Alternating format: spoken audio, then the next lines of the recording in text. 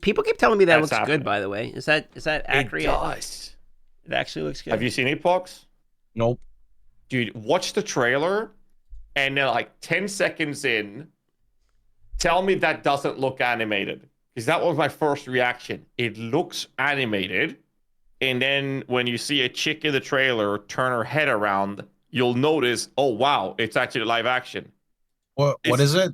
What is it like called? What is it again? Let me see if I trailer. With Fallout TV TV show show Fallout. Yeah, I found it. Here, it's in the chat.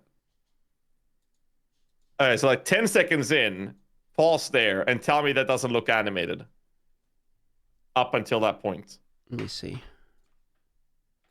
It's like the guys are walking as if they were animated. But it's live action? Yes! Oh, you're right. It kind of does. You're not wrong at all. It does absolutely. And then like, yeah, and then you see them, and then you're like, oh, okay, at like 12 seconds in. Yeah, good Yeah, call. so I'm guessing like bad green screen or something. Because my reaction when the people told me to check it out, I was like, "Wow, oh no, man, I can't be honest with an animated show of this."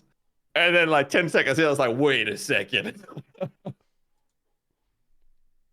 I'm glad I get you guys on my side on this because they were calling me crazy for for saying it looked animated because it really does with the way they move. It's the guy on the right who's like walking forward Yes. step by step. It's the person on the left looks fine. It's the little like hand swinging that doesn't.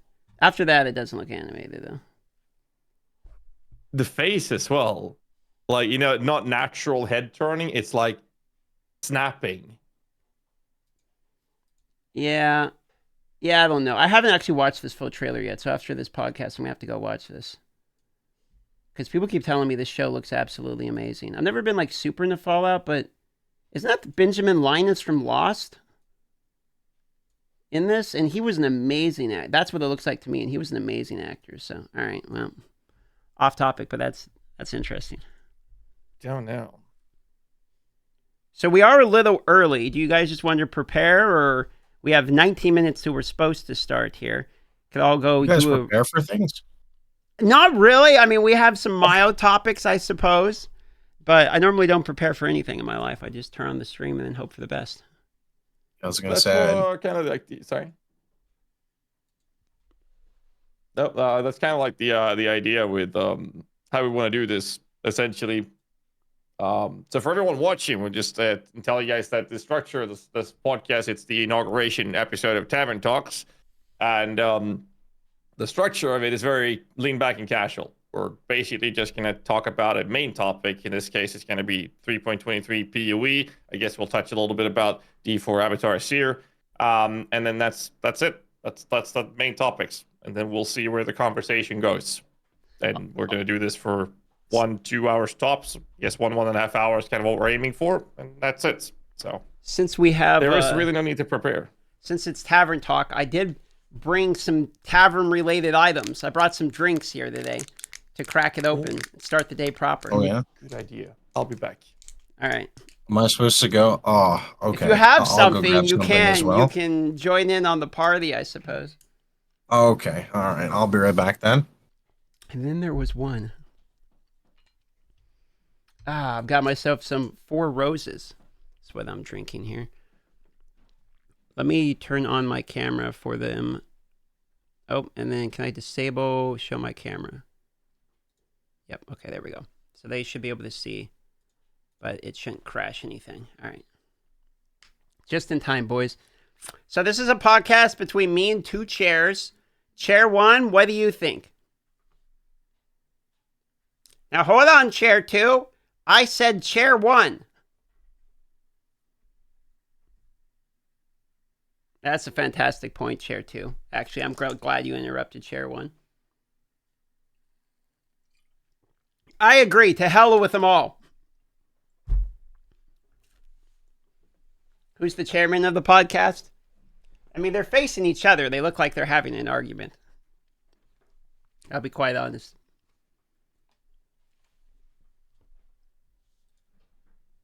So I brought the good stuff. Oh. The good stuff. So you're not holding out on us anymore. No. This is good shit.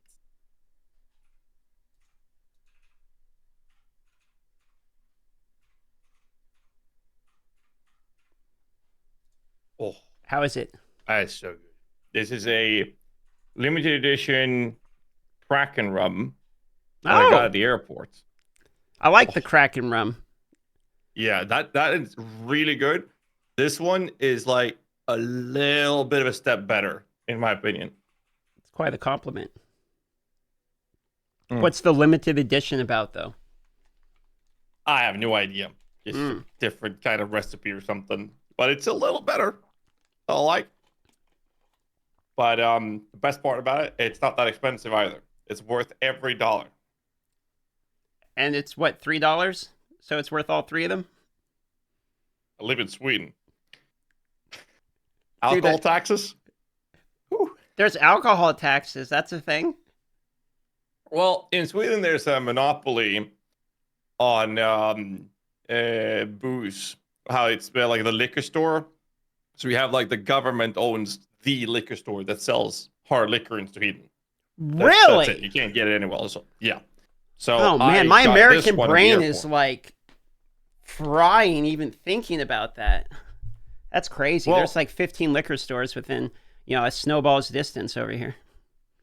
Well, I live 15 minutes away with a boat over to Denmark, which don't have that rule. So we bypass that by going over there to buy booze cheaper and bring it over back home again. Or we go to Germany for even better prices.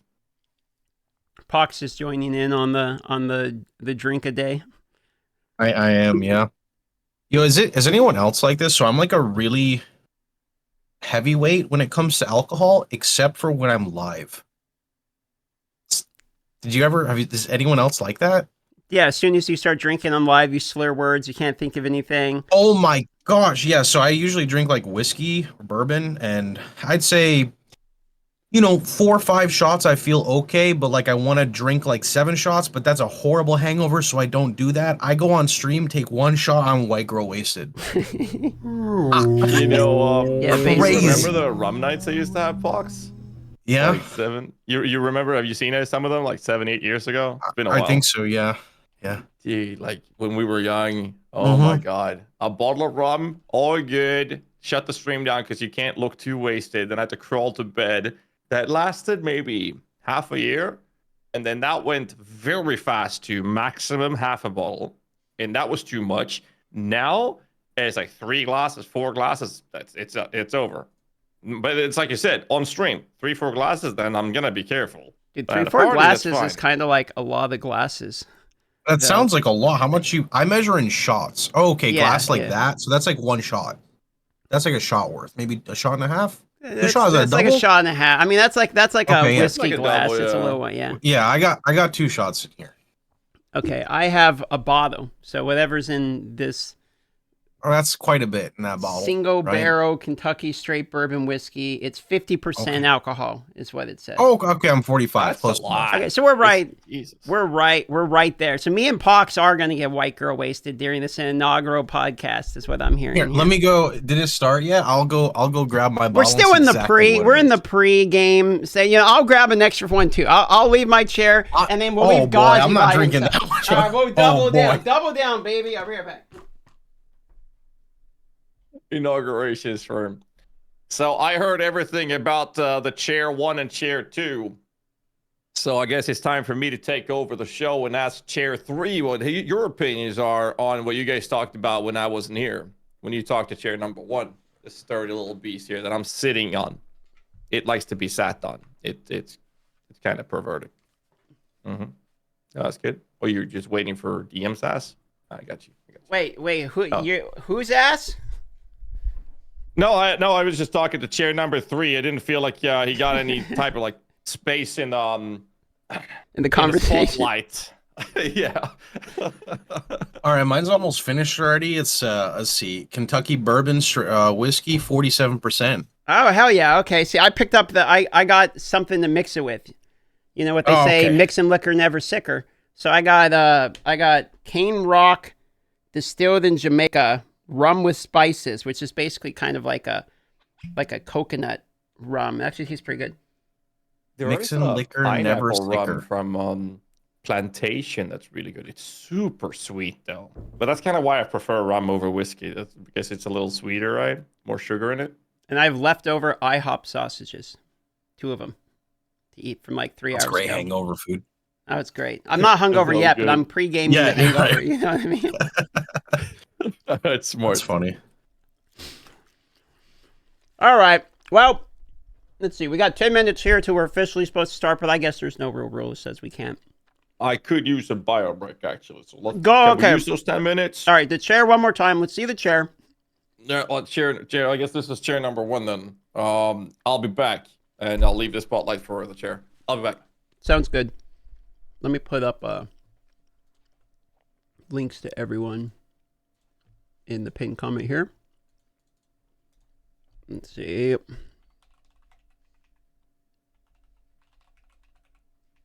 It's GHAZZY, and he has TV in it for Twitch, right? GHAZZY TV. And then yours I is don't know just, how he streams with so much lights. It's just Pox. just box, yeah. Yeah, a lot of lights. I mean, to be honest, though, I have quite a bit of lights around here. Like, you can't really see them. Let me see if I can show you. Hold on. Let me make sure I don't have, like, my fucking address or something. Yeah, no Link boxes. everything. Take everything off those boxes. Exactly. Okay, I think I'm clear to show you. Okay, here. Check out this, okay?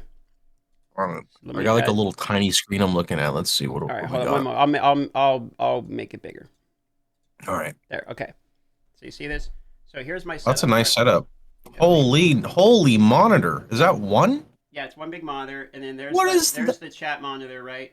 And then this is Okay. just like my fucking mess that we're not going to talk about. And then this is one of the Okay. pianos with like all the fucking sponsored G Fuel. Right, yeah, right. And we have light there, which is normally on. We've got 2 light. That's actually 2 lights there. Okay. I've got more light there, and then I've Jesus. got a light behind the. You can't see it, but there's a light behind the fireplace. There's a light strip right there, and then there's another light in that corner, and then we have the window. So That's so much. there's lights fucking everywhere. To be quite honest with you. I feel like I just have a really good setup because I have a light like in the corner right here.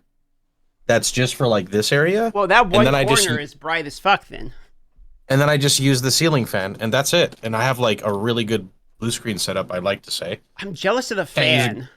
I can't get a fan going without like into the mic all the time. Oh. Like it gets Yeah. loud real easy. I guess I have really good. I mean, can you hear the fan when I speak?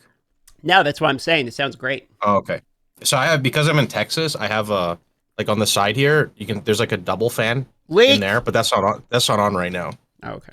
Delay. I'm sorry. See back. Penalty, delay of game. GHAZZY TV.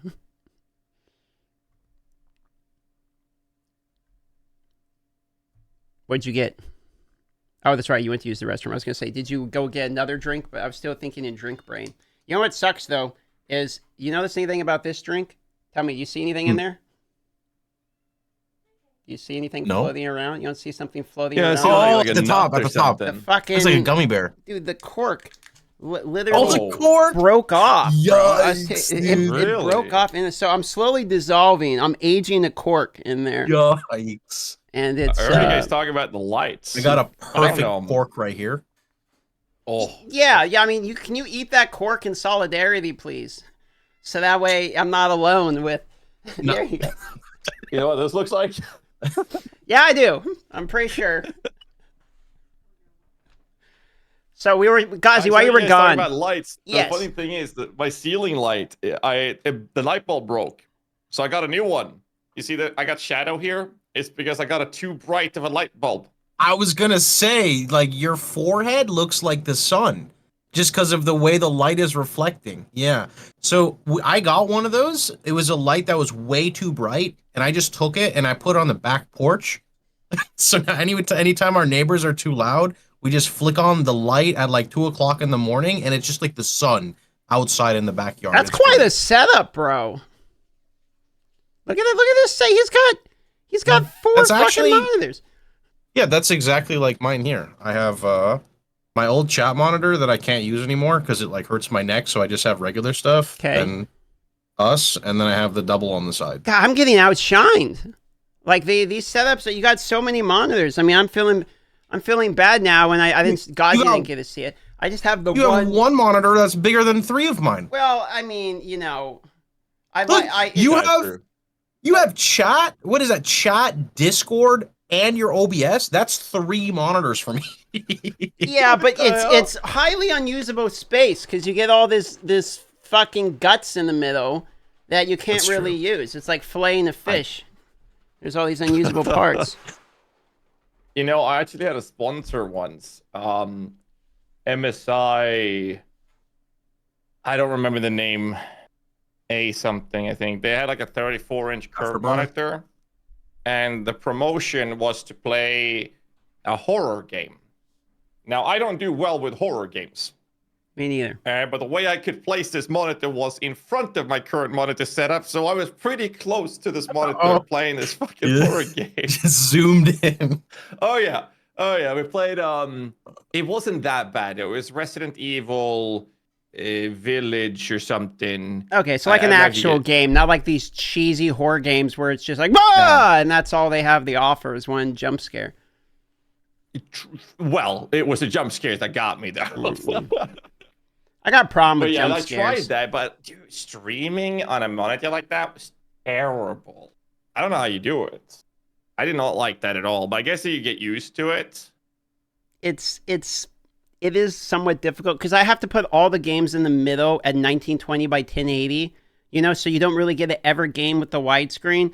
But then you kind of get the OBS yeah. on one side and the chat on the other. It kind of works. But realistically, like 3 27-inch monitors would be better because then you could just have you can just full screen all of them individually and then just capture each monitor. I'm constantly struggling with shit like this, trying to like crop, display capture, window capture just to get everything together. Yeah, It's a huge pain in the ass. Wait, you're playing on 1080? Yeah, I have to in order to make it work. I got to play a 1920 by 1080. So I have this tiny square No. in the size in the middle. Like I'm like squinting anytime I play any game. It's terrible. Yeah, I don't like that. Like I started using a 27-inch, like the 1440. I can't go back. But it's like we all know that with gaming. Like in your case, you got a bigger one. But once you go from 1 monitor to 2, you can't go back. You go to 3, you can't go back to 2. You go 4, you can't go Size back to matters. 3. And I'm considering getting a 4th. And I know if I do, I can't go back to 3. So I'm trying to stop myself. Like 3, like the 4 I have, it's enough. It's just gonna be monitor everywhere otherwise. But is it? Because I kind of want a 5th. I definitely want a 5th monitor. There's not enough here. I have. Let me show you. Actually, take a look at this. This is. Wait, hold on. I gotta see. Yes, I can show that. So that's the real estate I have for my conversation with my fiance. That's what Okay. she gets. Well, If I I had mean, another she's on the monitor, she screen would- at least. She Yeah, gets a that's what I'm spot. saying. But you know, when I have PUB active, that looks like this. Now that real estate's gone, and I can't see when she's telling me to, be quiet. Well, it's priorities. You gotta do what you gotta do, guys. Another monitor would. There is arguments as to why I should get another one, but that's the problem, right? There's always an argument. What we should really do is layer the widescreen. I should get another 49-inch widescreen and put it on top of the one I currently have here, and then it would just be like a big theater. There you go. That actually sounds pretty dope. So I have a weird problem where I have a 27-inch monitor and then 3 23 inches, but one of my 23 inches is on 60 hertz. The other 3 are 144.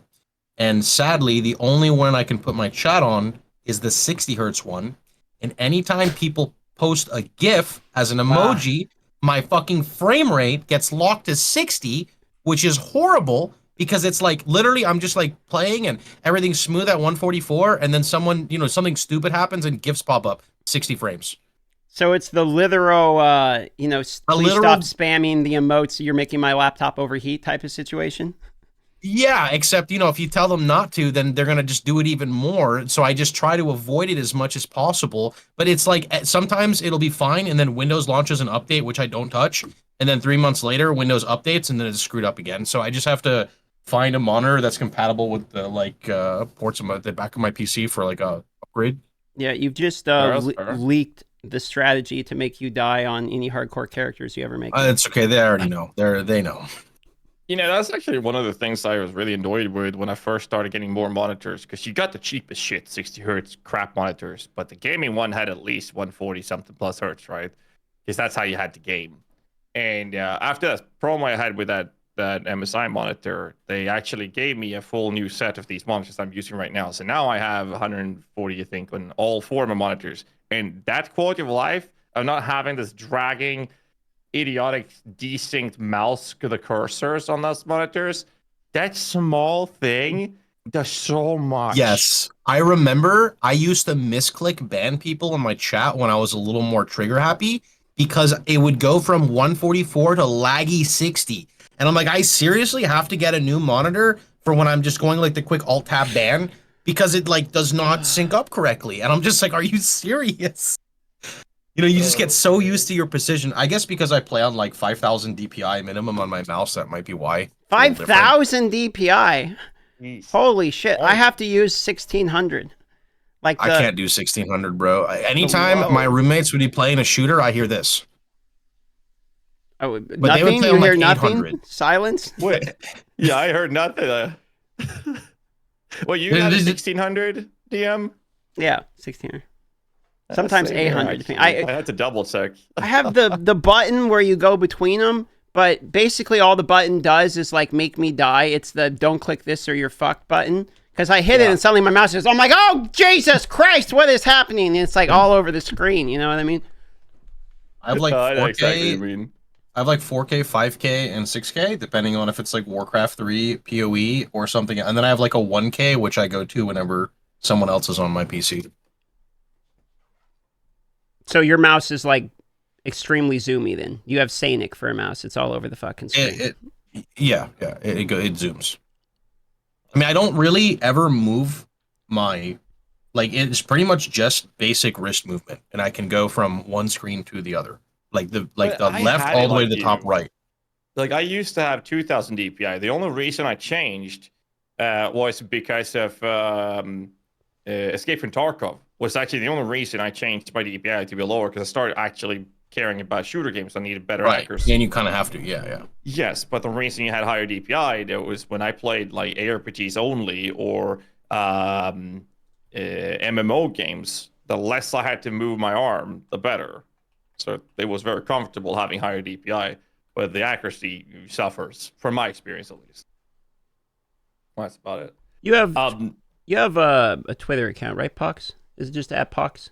I do, but I do not use my Twitter. Like, Super active. the last time I used my Twitter was the last time I went to TwitchCon, was like, I don't know, 3 or 4 years ago. Got it. Man, you've been on Funny Twitch showed a up while. on the TwitchCon Berlin, right? No, you didn't. We no. still haven't met. No, I haven't met a My lot of God. people. I just literally live in a hole. Dude, we gotta fix that, man. We're like, Yeah, one day. there's not many people that have been streaming PoEs for as long as we have. There's only a handful left, and I met the others. I haven't met you yet. That's a good question, actually, to kind of crack into the conversation about PoE here. Is how long have each of you guys been streaming PoE? Obviously, I'm new in the PoE community. I just joined like this last week, started dipping my toe in, and it seemed like you guys were well established here already. So how long has it been for you? Let's start with Pox, being the special guest. Have him go first. Yeah, I'm so old. I'm gonna have to Google this. It was before PoE came out. It was when Act 2 Vol was the last boss. I need to look this up because I don't know. I think it's been close to 10 years, but I don't know. I was still living with my mom and dad in South Florida, so I mean, it's been a long time. Well, as you look that up, I had a 9-year partner anniversary rather recently. Hmm. And I Happy believe I anniversary. started. Sorry. Happy anniversary. Yeah, thank you. So I started around 1.0. I know 1.1 was a theory. That's March 5th, 2014. But my stream was somewhere around there, because I was like a non-partner for, I don't know, 5-6 months or something. And then I hit partner. So it must have been later, because I started playing around, like, because I've been playing for almost a decade. kind But of I know I wild. came in after you, Pox. So supposedly open beta for Act 3 launched on my birthday on January 23rd. I see a post here. I'll just post it in here. It's been at least 10 years because according to this post, I can't click it because it says it's like out of date, but the post was on 2013. 2013, yeah. So 10 you're like years. a year, almost exactly a year older or longer than me then. To be fair, though, I would say for a long time with PoE, I was the type of guy who would play for only maybe like 2 to 3 weeks, and then I would stop and go do something else and then come back. And maybe about 2, 3 years ago, I would say I really kind of committed and was like, I really enjoy this game now. I'm playing for like 2 months a week. Fair enough. I think most people in ARPG games in general, they will play till they've achieved their goals or they're bored. Then if the game is not entertaining them, they'll move on to something else. Whereas Yeah. the content creators that are exclusively in one game, they will hash it out and milk the content. I mean, I know how bad a fourth month is in a PoE league. Thank God we have other games nowadays that we can dip into during those times. But I mean, I definitely think most people did that as well. Like I did when I started as well. Played first month, and then I did Dota. Like I started playing. I play fourth, fifth position in a Dota 2 team in a series, like an amateur league series called A Series, 12 years ago. Before I went into PoE, and I played Diablo 3. So it's like that transition felt natural. You played it for the fun of it, and then you were bored. You played something else. I think most people do outside of content creators, I guess. How long do you When guys did you? go on, GHAZZY? No, I was just checking because you started the last league DM, or was it this league? No, Toda. Yeah, I started in league. Toda. To be fair, I had made a character to like level 30 one time, which was That doesn't count. God knows how many years ago. Like I played like 2 acts or something. Like yeah, I didn't remember anything other than really the beach and you pick up the thing. And so when I started, it was pretty much blind. Because to be honest, the first time I played the game, I didn't even like it. Like I was just like, this is boring. But I didn't play any ARPGs at all back then. I played MOBAs. So for me, I was like, this looks like a MOBA. I'm going to try it. And then it's very much not a MOBA. So there's, I didn't stick with it remotely. And it didn't remind me of any of the MMOs I liked. So I was just like, this one ain't for me. But people kept telling me to play it. So I played to like level 30 or something.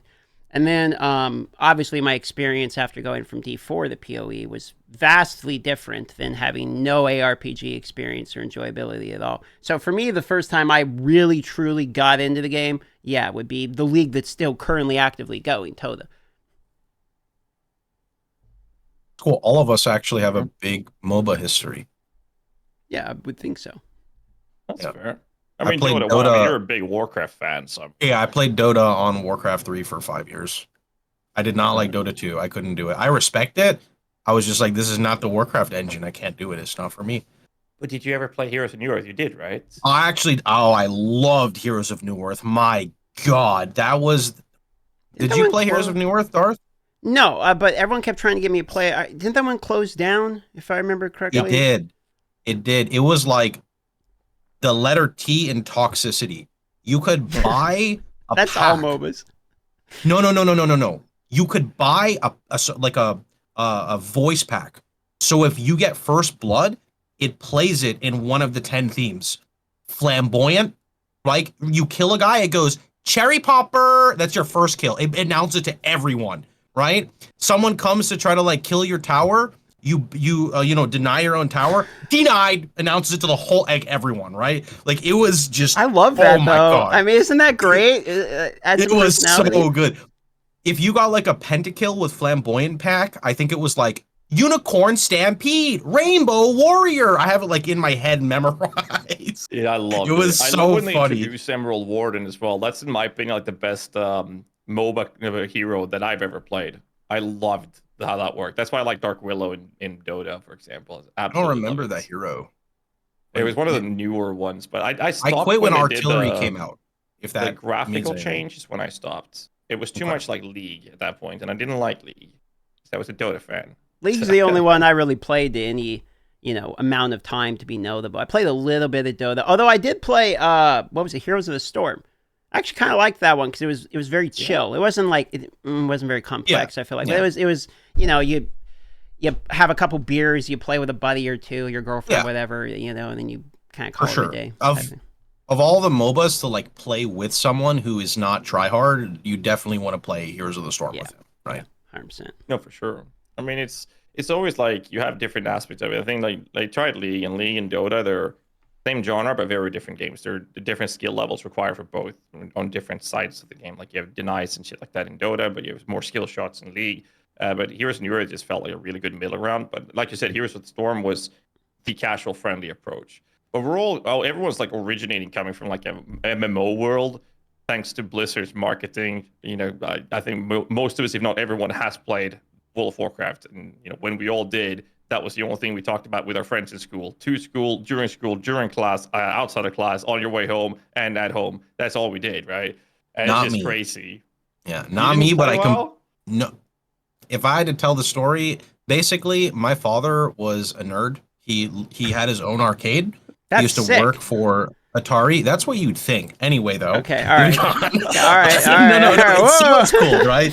It's kind of like when you talk to your dad and you're like, "Hey, Dad, have you seen this new game? Why don't you have straight A's in school?" I was top one when I was, it was kind of like Oh, that, no. right? My dad was like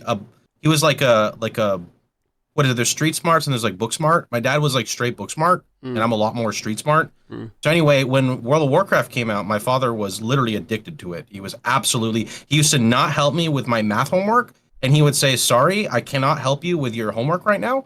I'm trying to farm this hunter pet. It only spawns at certain time of the day. It has the lowest attack time of all hunter pets. I still don't know what it is." I'm not hearing the I never really- problem, Pox. Like, this just sounds like he had his priorities correct. Because then when I'd come back from school, he's like, "Why did you get a B- on your test? I thought you were supposed to have an A+. No internet for a week." And I'm like, "Great, this is awesome." So anyway, he went to go install WoW on my computer, and he's like, "Your computer doesn't have enough RAM, so I guess you can't play it." And that was it. And never really played WoW. That's Kinda just vanilla, it's a Okay, vanilla well- pets. Broken Tooth from Badlands is Well- the pet you're talking about. My dad taught me what the word farming meant. Like when he was like, "I'm farming for gold," I was like, "You farm crops to make money?" And he's like, No. It's a term you use when you're doing something like over and over again." I'm like, "I don't understand. Why do you call it farming?" Like I remember that conversation with my dad. Your dad sounds like a Oh, Giga Chad. I man. don't know. I kind of. It's a weird dynamic. It's a weird relationship, but yeah. Yeah, can't wait to see how my daughter considers me when she grows up. My mother got addicted to Neopets. She would log into my account and take my Neo points, and when I changed my password, she grounded me. Nice. Very, very toxic of family. That's a very classic one, too. Oh, Neopets. I knew some Mhm. people that got way, way, way. Of course, I say way too far into Neopets, but I played Pokemon and all that stuff too, and had like cards. And I would go to Burger King and like buy the ball to try to get the Charizard that was inside of the. Yeah. You remember the golden cards and everything? I do. Yeah, I used to have like a what is it, the like holographic Pokemon cards, like some of the basic ones. When I was a kid, I had like a holographic Charizard and a Oh, those are worth Blastoise. I didn't money. I didn't know, like I didn't play Pokemon. I would just buy like the booster packs, from time to time. My mom would be like, "Oh, you can get a booster pack this month." And I'm like, "Okay, cool." And I was like, "Oh, they're so shiny." I went over to my friend's house and I had them in my pocket, and his mom put my clothes in the washer and rip. Mm. Yeah. No, I was more of a MTG fan. It's fun to see you smile, Pox. It really Whoa. is. I really like that. It's the alcohol.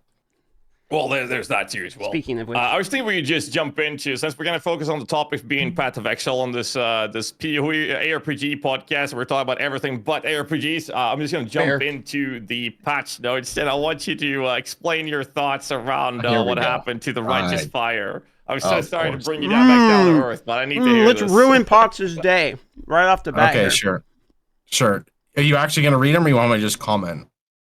Just Just comment. elaborate, express Sure. your feelings. Let it Okay, all out. so I'll like truly, like honestly, right, like unfiltered. I get to an extent, like I'm trying to assume why they did this change for people who don't know. Righteous Fire currently, so let's assume it's not nerfed yet, deals 35% of your life and your energy shield as a base fire damage. But as we all know, it's kind of hard to get your life and your energy shield to extremely high numbers, like 15k plus, without utilizing some very unique items or unique stuff that doesn't normally happen to builds, right? And usually when you pivot into that, you are overall sacrificing a lot of stuff to get that. Well, they removed the flat damage component, which I forgot to say. So it's 35% of your life and your ES and a flat damage component. That flat damage component was key to scaling on a budget to an extent because, you know, you literally could pick up an item off of Twilight Strength. You kill Hillock, that first boss, and he drops +1 fire gems. You could pick up that weapon, augment it, regal when you get a regal, and then craft fire damage and use it to red maps. And before anyone says like that's OP, you could do that for a lot of caster builds. It's not just RF. Like you could honestly do that to a lot. Is it optimal? No, but it's optimal for RF because it's limited with its scaling, right? So when they took away that base damage, my heart, like when I read those patch notes, like it skipped many beats. It was more than one. I was like, whoa, hold on, is this true? Like, is there like a hidden spoiler tag here? You know, then, you know, thought about it a little more, and at the beginning I overreacted a bit, but at the same time it's not necessarily like an overreaction because I like to play SSF, and as an SSF main, gear in SSF is a lot harder to acquire than in a trade league. You know, you have to remove corrupted implicits and remove attribute stacking from the menu and a lot of other factors. So ultimately, you know, it's going to be a bit harder to move forward. I think in trade league it's going to be totally fine. I am concerned about SSF viability, but ultimately, more than anything, it's more so people look at me as like the man of the people for Righteous Fire, right? Whether or not, you know, I think of that or that's how people think of me is kind of irrelevant here. I want to bring the content to the newer players, and it's harder for me to do that right now, especially because we don't even have the next version of it. And it's not their job to do that for me. Like, I'm going to sit here and wait patiently, right? It just puts me in a weird position. I'll feel you when it comes to specters. Yeah. I mean, the way GGG has always shaken up the meta is they have obviously a much larger sample size of the player base of what they're actually playing than the small pool of people we see on PvP Ninja, which is only the highest level players. And it's capped like 100,000 accounts or like characters. So, I mean, they shake up metas extremely when there's an anomaly of a super higher percent base of players playing a certain ability over the others, right? So, I mean, that's why we saw mage skeletons, for example, got gutted. And it got gutted to the point where archer skeletons aren't even a thing you ever would look at. Now, that's going to change now with the trans gems. But, like, you have to invest quite a lot for that to be functional. Same thing happened to Spectres, right? And that was a meta for many builds for 2 years straight. And Righteous Fire has been up there for quite some time. But we also have builds that are super overpowered, like Dark Pact is insanely strong. And they even buffed it, and despite it already being super broken. But the problem is not enough people are playing it to warrant that nerf. Like there was a lot of racing streamers that did an outcry when they never nerfed Seismic Trap, right? But there wasn't enough players playing it that would warrant GGG shaking up the meta by nerfing it because it wasn't considered overly played by the majority of the player base, which is covered by the casual players. That's the majority of the player base, right? So, I mean, that just means that Righteous Fire finally got the time in the spotlight for, almost a year where that many people were playing it. And now they were like, okay, too many guys are doing this lazy play style. We got to gut them. You know, screw that Pox guy. It's time for him to go back to trap builds that you did, 10 years ago, Yeah, I mean, DM, you want to give your input before I rant for another 5 minutes? I didn't want to interrupt your guys back and forth, but I had a question for you, Pox, about it, which is that when moments like this happen to you specifically as a content creator, where something that's sort of your main influencer, you're known as the RF guy, right? I mean, that's sort of like your brand. But now that you have a moment where RF is under siege, does that feel to you like a challenge which you're almost enjoying because it gives you sort of like a battle in which you can conquer to make content? Like it's RF's going down, but maybe I can be the guy to save it. Like, is there any part of that you enjoy? So at the beginning, no, but I think that's how everyone would take it. Like, right, Sure. like immediate at that exact second, you're just like, why? And then after relaxing a little bit, making some content, being a bit dramatic, some new ways open up. The thing is with Path of Exile is everything is so hyped in like that first couple of days, you can't possibly create that content out of thin air, right? Sure. That's what's tricky, right? So in a sense, yes, I am definitely excited. For example, I've been theory crafting, not just by myself, big help to my community. I don't do it all by myself. So we've all been kind of bouncing ideas back on what can work and what cannot work. And for sure, right? Like we have explored new methods. Like for example, somebody was linked me a Scion build, right? If you don't know anything about Scion, when you say the word Scion, it's usually equated with equal sign, dollar sign, because it's an expensive build. Scions typically kind of, I will just use the term exploit a mechanic, whether it's attribute stacking or something else, in like 50% of cases to kind of go above and beyond, because the ascendancy doesn't usually give them the direct power creep. It's the additional skill points, the maneuvering on the skill tree, jewel stacking, whatever it may be. Somebody linked me a Scion build and we were looking at it, and the craziest thing ever is it looks like potentially one of the more SSF viable Righteous Fire options, which you would never think of. Because when you think of Scion, you think of like expensive budget. So for sure, there is definitely an element now where I'm very excited to see just kind of what happens, right? Like what exactly will happen. But at the same time, I'm still a little bit bummed that we're getting so close to the release and I don't know what the alternate versions are, right? They just dropped the phase part 2, the gems and Righteous Fire is not in there. What letter did it end at in the alphabet? I can't believe I'm getting screwed over by the alphabet. Sorry, that's not entirely true. I asked them about it because if it was in alphabetical order, then Animate Weapon would have been among the first ones, and that wasn't in there. So they are releasing it in alphabetical order if it's ready that are completed. Correct. So it might not even that be doesn't completed. make it any better though. No, I know. It starts at E, ends at M. M. Mm-hmm. So NOPQRR. Okay, I'm tomorrow. Yeah, I'm tomorrow, Copium. Tomorrow, I just expect Friday, 3 hours before launch. That's exactly what I'm preparing for. Yeah. Oh man. But yeah, it's kind of crazy, like with that approach. DM, you've been playing. God forbid I say the words. You've been playing melee a lot. Is it? Am I getting prejudiced against my Shield Crush build already? I'm sorry, but I looked it up on POB, and against an Uber boss, I was doing like 400k DPS. So I don't want to hear it. It's Brady. Hey, that's not that bad. I think I don't know what my RF builds pull, but see, GHAZZY enters the world of I don't know how much DPS. Just add a 0 at the end of my builds, and that's basically his builds. I live in the, as the community would say, the Z DPS territory. Oh yeah, trust me, I'm very familiar with Z DPS. That's what all I can fucking read in my chat anytime I complete a build. That's where I live in the PoE community, so I thought I was safe from the nerfs, but no, it even hits us. Yeah, no, I like high damage builds, but like in the past, we used to essentially ARPGs is all about killing monsters, and you're doing the same thing over and over again. The very definition of insanity. You're hoping for a mirror to drop, which will never happen. I play the game for a decade, still haven't dropped a mirror, and it's crazy. And it's crazy. So I mean, in the past, what we used to do when it comes to bossing and the aspirational in-game content, which we recently got a patch in for D4 actually with Avatar Seer, the idea was that you wanted to make that content as easy as possible. So you trivialize the in-game content the best you can. And in the past, that was make glass cannons, kill enemies before they touch you.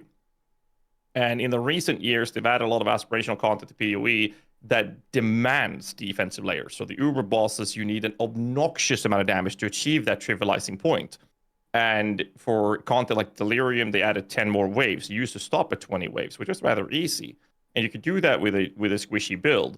But now to handle the extra 10 waves, you actually need defensive layers. So now you actually have a more balanced approach where CDPS builds, if you will, are considered in many cases a very solid build to play in the game because it fits the criteria of actually managing that type of content without having obnoxious damage numbers. Are you trying to just make me feel better, GHAZZY? Are you trying to make me feel better for just building armor nonstop, right? A little bit, maybe. Right, it's actually funny he says that because I usually recommend the opposite. When people are playing softcore trade and they ask for about a build for farming Ubers, I say anything but mine.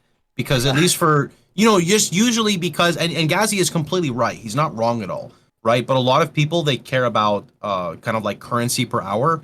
And if you think about, investing 100 divines into an RF build, you're not going to go past 10 million DPS. That's not going to happen. For this patch, you're definitely not going to hit past 10 million DPS. But for 100 divines, you could make, I don't know, what type of builds could you make, GHAZZY? You could get 50 million DPS with okay defenses on some builds for sure on that budget, no? How much? Not currently? uber DPS, just like 50 mil in general. How many divines? Like 100. Yeah, ballpark 120 if you need to. Yeah. That's Absolutely. Right, no problem. Not a problem. Yeah. So for my builds, there's a ceiling that is really hard to achieve because the pieces become so niche. You're spending 25 divines for an amulet that's giving you +1/+1 with dot multi in life. Ultimately, that's adding 1 or 2 million DPS. It's not making your build go from 10 to 25 mil. And I'm capped at the dot cap anyway. So Wait, that's the thing with RF. Since we're talking millions of damage here, I got to ask you a question. So I did my first, over the last 2 days, I did my first path of building thing where you go through and you like prepare ahead of time. Because I absolutely was mulling and refused to use this dog shit program for the entire first time of playing the game. Because I'm like, I'm not doing any add-ons. I'm not doing all this shit. I just want to play the game that's in front of me because I haven't even killed the boss. Log in, bro. I just wanted to log in and pump. And it wasn't pumping very hard was the problem. So everyone kept telling me to download these add-ons. So I did the add-ons, okay? So for this first time, I decided how I'm going to make my character is pick a thematic and then build it around that. So I'm like, I'm Darth. I'm going to make a Darth character. I'm going to make Palpatine and we'll do lightning. So then we started looking at all the lightning things.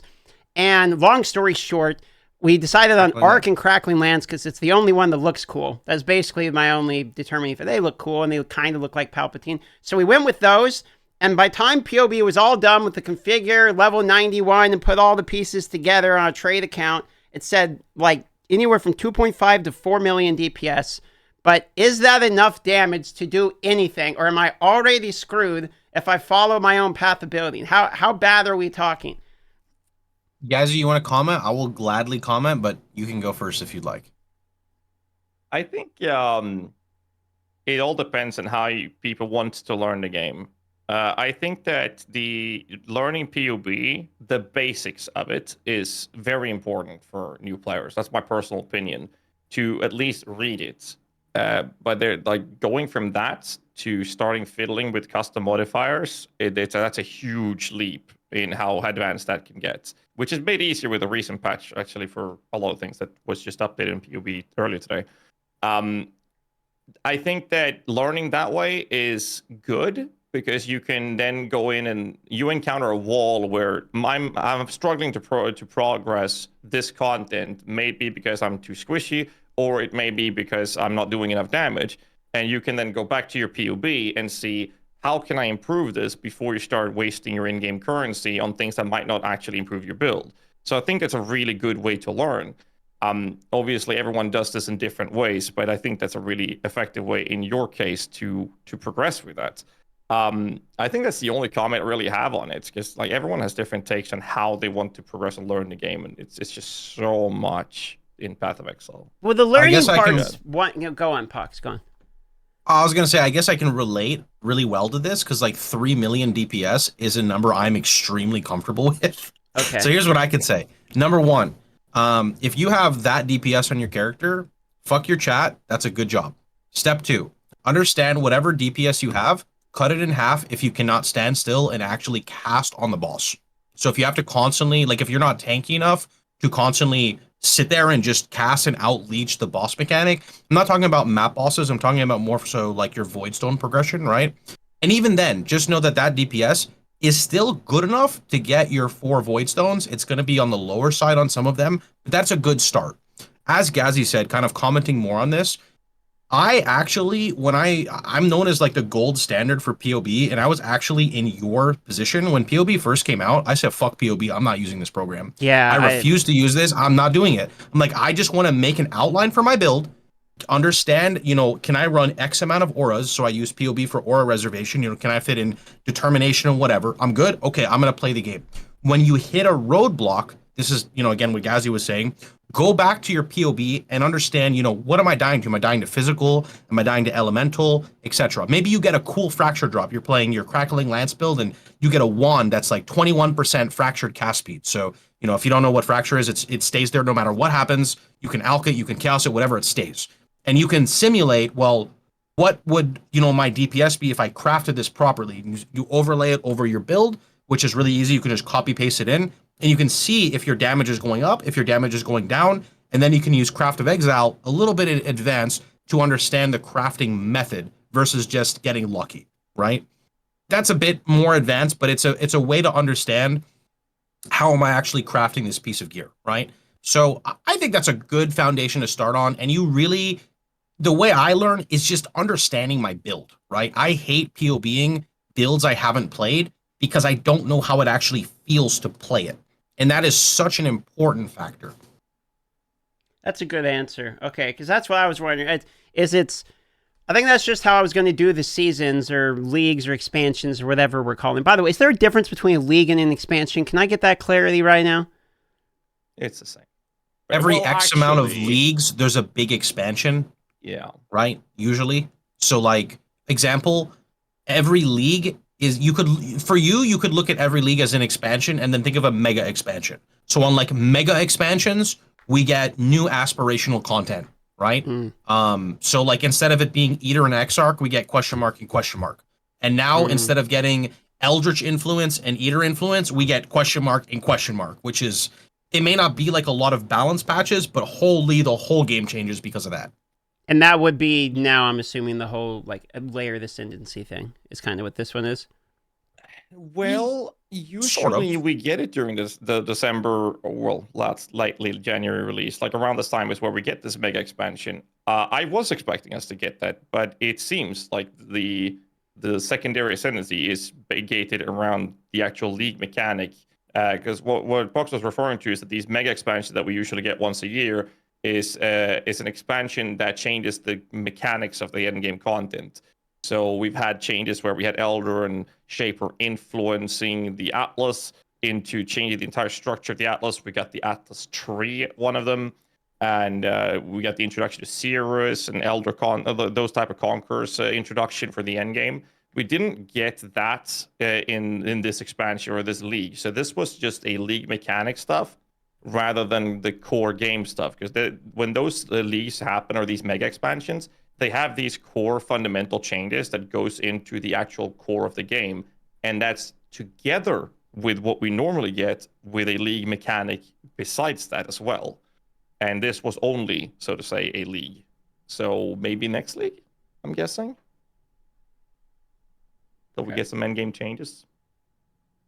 Yeah, I think the big focus was the gems this league. So they decided to like push it back and just work on the gems.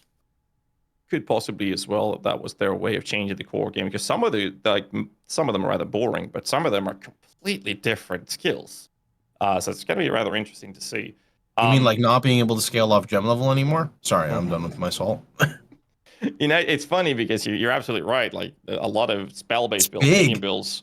I usually talk about like a Venn diagram is how I usually paint up the picture for a lot of people of how to scale builds. So you have like attack-based builds, bows and melees. On the Venn diagram, you have skill gems, you have links and sockets, obviously, and then you have gear, and then you have your skill tree. And in the perfect world, you would scale all three and meet in the middle. But every build is more covering two of those in this Venn diagram rather than all three, because that's going to cost more currency. Minion builds and spell-based builds, they scale from your passive tree and your links more than anything. So if you get plus level of gems, that's great from the gear part. But mostly you just need levels and more links, and that's going to cover your leveling and how you scale your character for the most part, the most effectively. And spell-based builds, or at least minion builds, the gear is just life and resistances and cover your attributes. That's all we care about in the entire campaign. Nothing else. You don't need minion damage. The minion's going to cover with the skill tree and the links. And attack-based builds, they want a better weapon. Oh shit, your weapon's from Act 1, you're in Act 4. You might want to buy one from the vendor so you can actually get more damage output, and the links matter less, so you don't want your links to be gated on your weapon so that you can freely change your weapon consistently to keep that up to speed, right? So, and in the end, with more currency, all builds eventually meet in the middle where you scale from all three in this Venn diagram, right? But I wanted to add... Oh, no, sorry? Go on. Sorry, I was going to ask a question. Yeah, I just wanted to add one quick thing on the PUB part, and that is understanding what you're seeing in PUB is something a lot of people miss. So what Pox was talking about with can you stand still and attack all the time I call that effective DPS. So dot builds are great, where you deploy your damage and you don't have to do anything else with that damage. It's the damage is going to be there at all times. So chaos dots, for example, or righteous fire just have to be nearby the enemy to have that damage. Minion builds, well, you get your buffs up and the curse, and then your damage is deployed on the target. And attack-based builds like melee builds or bow builds, as long as you're holding down your attack skill, hitting the target, that's the DPS you're doing. The second you stop to move from a mechanic, you have 0 damage during that time frame, which means that your effective DPS output during the duration of a fight is then lower than what PUB is showing. And understanding that is rather important in general when it comes to that. And another add to that comment would be what you also mentioned, Pox, with DPS uptime, over the DPS in general, where you can invest a ton of currency to your build, but you can't reach certain... you will have a limited ceiling of your scaling, no matter how much currency you shove into the build. And what I usually call that is currency or efficiency gained per currency invested. Some builds are phenomenal in League Start, like Dominating Blow. You don't need shit. You can go through everything, Void Stones and whatnot, and you reach the yellow tier maps, and suddenly every investment of upgrades you add to the build doesn't really add that much damage to the build. Whereas you have other builds, like attack-based build scales very well with the currency for the most part, where the more you invest, the more you're going to... It's a very linear scaling where you just go higher and higher and higher with your investments. And some builds just has lower ceiling caps, if you will. What were you saying, DM? Sorry.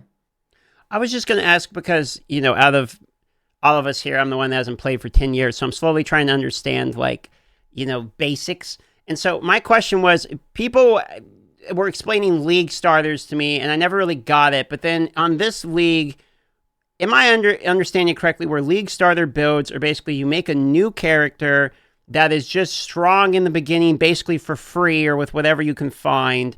And then you make a new character after you have the league starter character farm you enough materials, money, gear, whatever, that then you build your exponentially better character. It's kind of like your shitty Pokemon you start with that's, you picked Venusaur or whatever, right? So you're stuck with this thing, and then you get your, your Mewtwo, yes and, no. And you pump it, or am I... Yeah. Can you explain league starters for me? It's probably a better way. Sure. So that's a yes and no scenario, right? So let's use an example. Maybe you want to play your Shield Crush build, but for some reason, your Shield Crush build needs 7 uniques for your build to work, and maybe they're not expensive, but because it's day 1 of the league, they're expensive because there's not that many in demand. A lot of people like to play those builds. So what they do is they play a build that is, let's use the term overpowered, but is not correct. So they'll use a meta build that's typically overpowered, usually I want to say a spellcaster, but I'm biased because that's what I play. It's not necessarily correct. I'm sure there's minion archetypes and Bone Shatter is an attack archetype. Basically builds that scale on no currency that do very well, as GHAZZY was saying. Another big part of this is these are builds that can get to your first 2 Void Stones on life res gear. Just literally your gear is life res. Your weapon has been, crafted with Alcorbs, just extremely basic stuff. They get your first 2 Void Stones, and the purpose of this is the 2 Void Stones boost all of your maps up to a certain level, which allows you to usually get some form of money-making strategy involved that doesn't have to do with crafting, and then, like you said, they will fund their next build. However, a lot of league start builds can also be pushed very far into the end game. So Bone Shatter can be played for all content. Maybe, as GHAZZY is saying, after a certain point, the currency per, effective DPS or whatever you'd like to call it kind of falls off. But if you really like that playstyle, you can just keep investing in your build and destroy all content. Same thing with Righteous Fire, prime example, right? You could keep investing into your currency in the past league and it would destroy all content, right?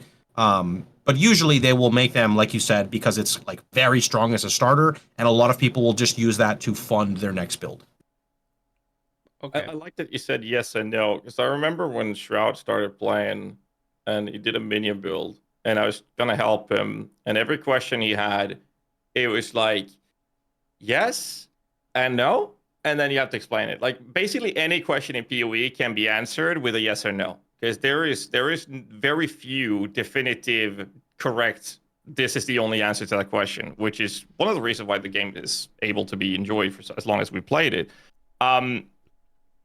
Some people would recommend that you do a very specific League starter character to get like 2 Void Stones and build up currency, and then you play whatever you want that might have like a build enabling set of items or that you need to make it work. I think that for the most part these days, League starter builds are builds that handles the initial endgame content, like the quest endgame pinnacle bosses to get the Void Stones with just life and rest gear, basically. But also are the kind of builds that you can invest to get all 4 Void Stones would be what people would refer to as the best League starter builds. But in the end, like, League starters is basically just there to make sure that you can actually progress the game and move forward in the end game progression. And during that time frame, you build a currency, and whether or not you want to continue progressing that or change the build, that's up to you. So if your goal is to play, as an example, we can say that you want to play a Poison SRS as a minion build, then you will need certain items for that build. So that build is actually played as an elemental version initially, and that's how that build is League started. Which it allows you to do the endgame initial content to get those 2 Void Stones, to build up currency, and you can solo self-found farm everything you need to move into a poison state, and that's when you're playing the actual build, but you're having a slightly worse version of it, because the better elemental version would be another ascendancy. So that's how that build League starts and into progressing into the actual build it's supposed to be. Right as far as really good for the sake of the fact that you can start it off early and you can stick to that build from start to finish. And I'm a big fan of builds that can manage that. So when it comes to the SRS example, I prefer to play, for the most part, the Guardian version, which is an elemental style, because as soon as I hit level 8, I get melee splash on my SRS, and I am playing that from level 8 till I'm 100, and I've done all the stuff in the game. And I like that. It might not be the meta way of leveling for speed rushing and whatnot, but I get to play the build I want to play. So that's what I enjoy. But then you have like another minion example would be like a Soul Rest. It's a unique staff. To play that, you will obviously need that item, which is a build enabling item. So you would have to League start in a way to either drop or get the currency to buy that item before you can play the build. So I guess that would be the way to elaborate on yes and no what you were saying, Fox. It's a bit hard to answer those questions in a good way. I can summarize this really quickly as well. Usually, a lot of people look for builds for League starts that are SSF, because a lot of the time an SSF build is not going to be relied on, certain uniques or whatever. They are like legitimately progressing with life res gear. SSF, by the way. Do you think it's realistic to expect, like on my, because I played the previous league, till level 91, the Shield Crush. I got stuck on Shapers, so I think it's a skill issue, but I eventually can beat them, right? Do you think it's realistic to expect, without following the build guide, like once again, blind brain, to be able to go through and beat these bosses? I'm talking the tutorial versions. Just make it through, clear them out.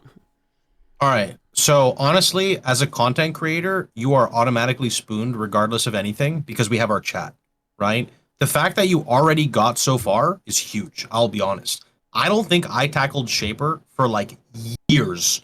Granted, I did play hardcore, but I didn't tackle him for a long time, because when I played, that was like aspirational content. And even though the mechanics are not like overwhelming with Shaper, the first couple times you do it, everything in a PoE is overwhelming. Everything. Like my first time I did Awakener, I probably ripped 3 sets of portals, so that's 18 times before I even understood a single mechanic that was happening. I don't know if you fought Awakener. I can't wait for you to, if you haven't fought him yet. That's like when he first came out. So honestly, a lot of the time, the problem is that people watch PoE content creators like us who have played for literally 10 years, and they just see us fly through content. And the crazy thing is, we're not even flying through. Watch other content creators literally racing to fly through content, but that's beside the point, right? Like, the point is, PoE is a game that stacks every single odd in the world against you. You will die. You will die again. You will die multiple times. You will click your portal, lag for a second, and it will say resurrect, right? Stuff like this is very common in PoE. So once you learn the boss mechanics of the bosses you're fighting, I really feel like it becomes a lot easier, right? I feel like PoE is one of those games where you watch someone play and you're like, that doesn't look hard, let me do it. Why doesn't it work? But then once you understand what is happening, you're good to go. Like when you see someone mapping and they're just shield charging through and everything is exploding, we're still paying attention to the screen, but we only pay attention to what is important. Like, here's an example. Have you seen the big demons who stand up and they have gigantic wings and they jump on you? Have you seen those? Do you know what those are, DM? Off the top of my head, I couldn't put a mental image to them. I'm sure I've ran into them probably. That is called a Herald. Katava Herald, and they are obnoxious. They, for some reason, that monster, take a regular monster in PoE, look at its attributes, and add an extra digit to everything.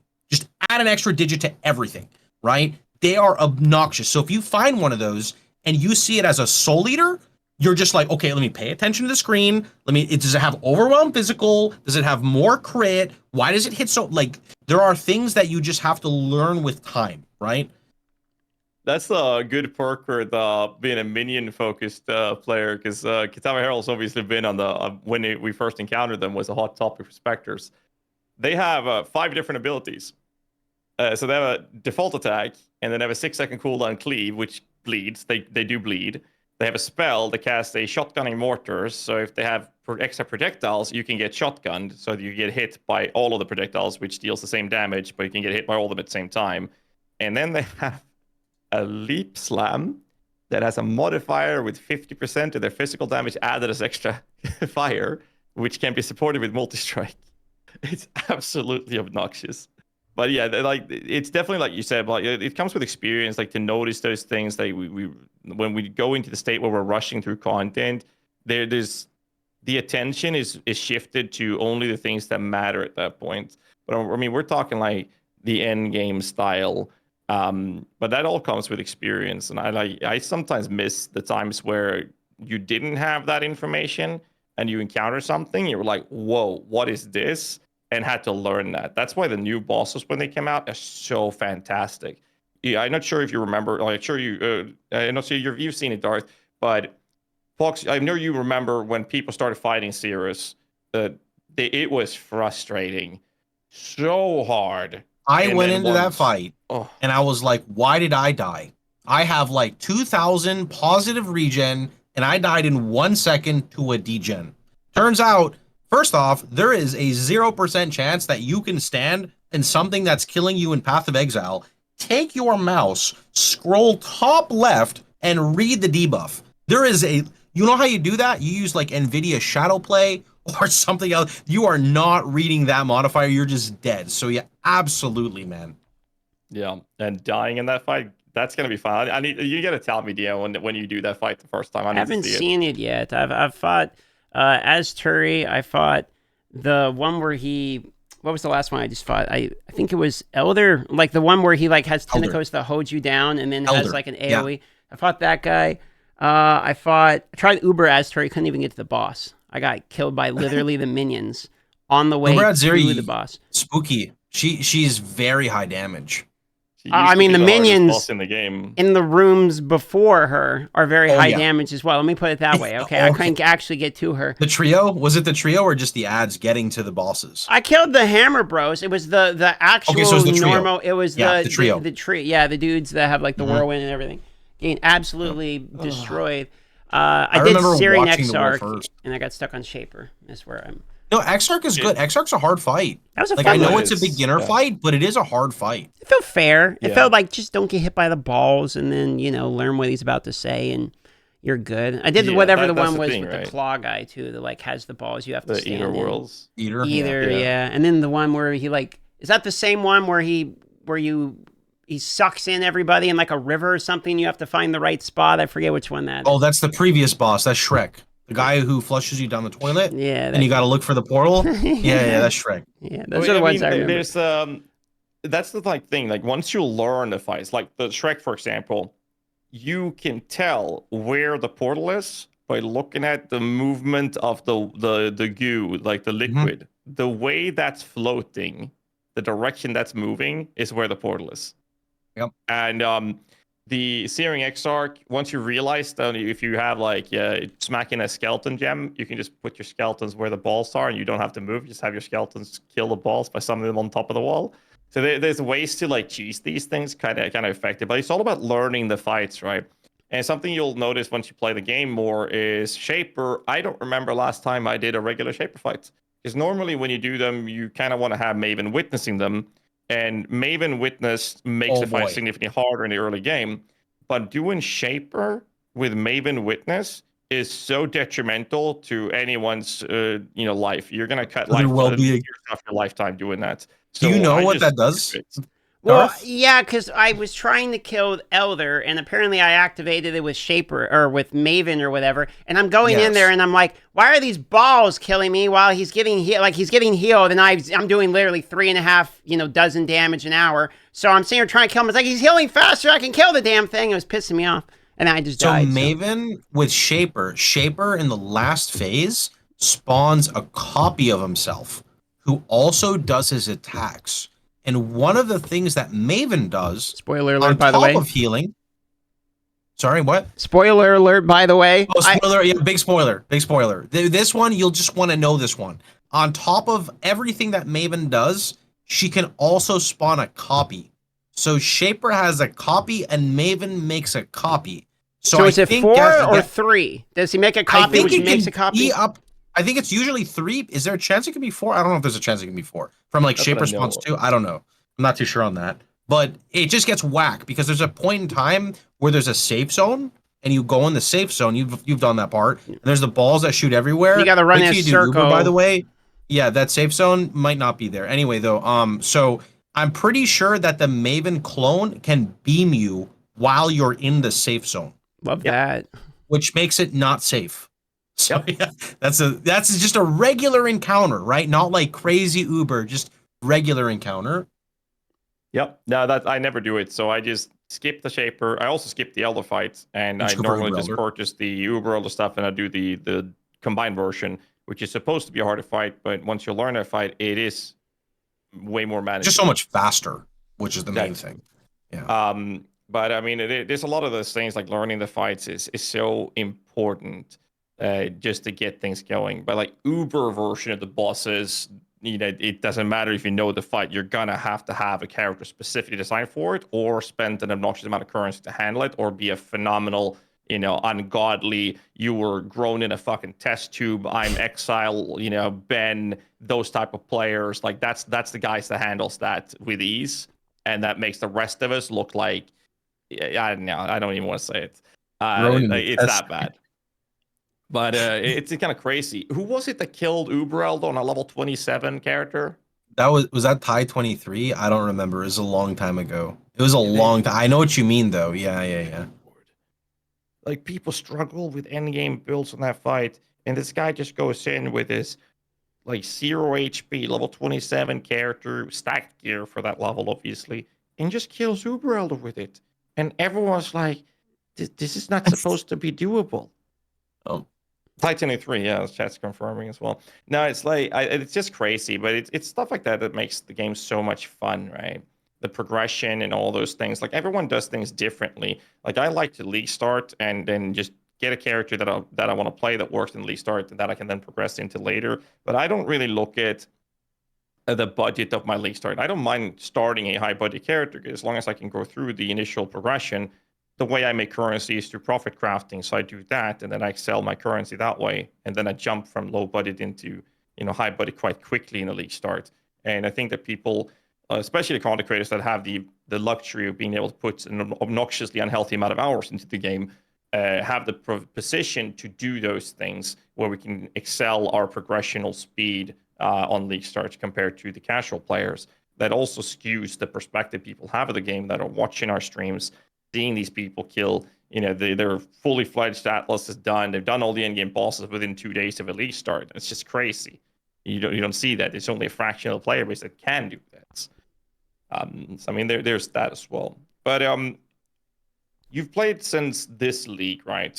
How are your feelings around the progression of the game? Like, what's your genuine take of the PoE from what you've experienced so far? In the more general, like macro lens here, you want like a wide take, or you want more specifically my experience? Your experience specifically, I guess, would be the better way. So for me, it has been two things: incredibly discouraging and very encouraging. It's a yes and no answer, GHAZZY. Yes and no, yeah. It's a yes and no answer because it is massively discouraging when you look at all the things I don't know initially. But then you realize that all the things I don't know are the reason to continue playing the game. Then that discouragement siphons into encouragement.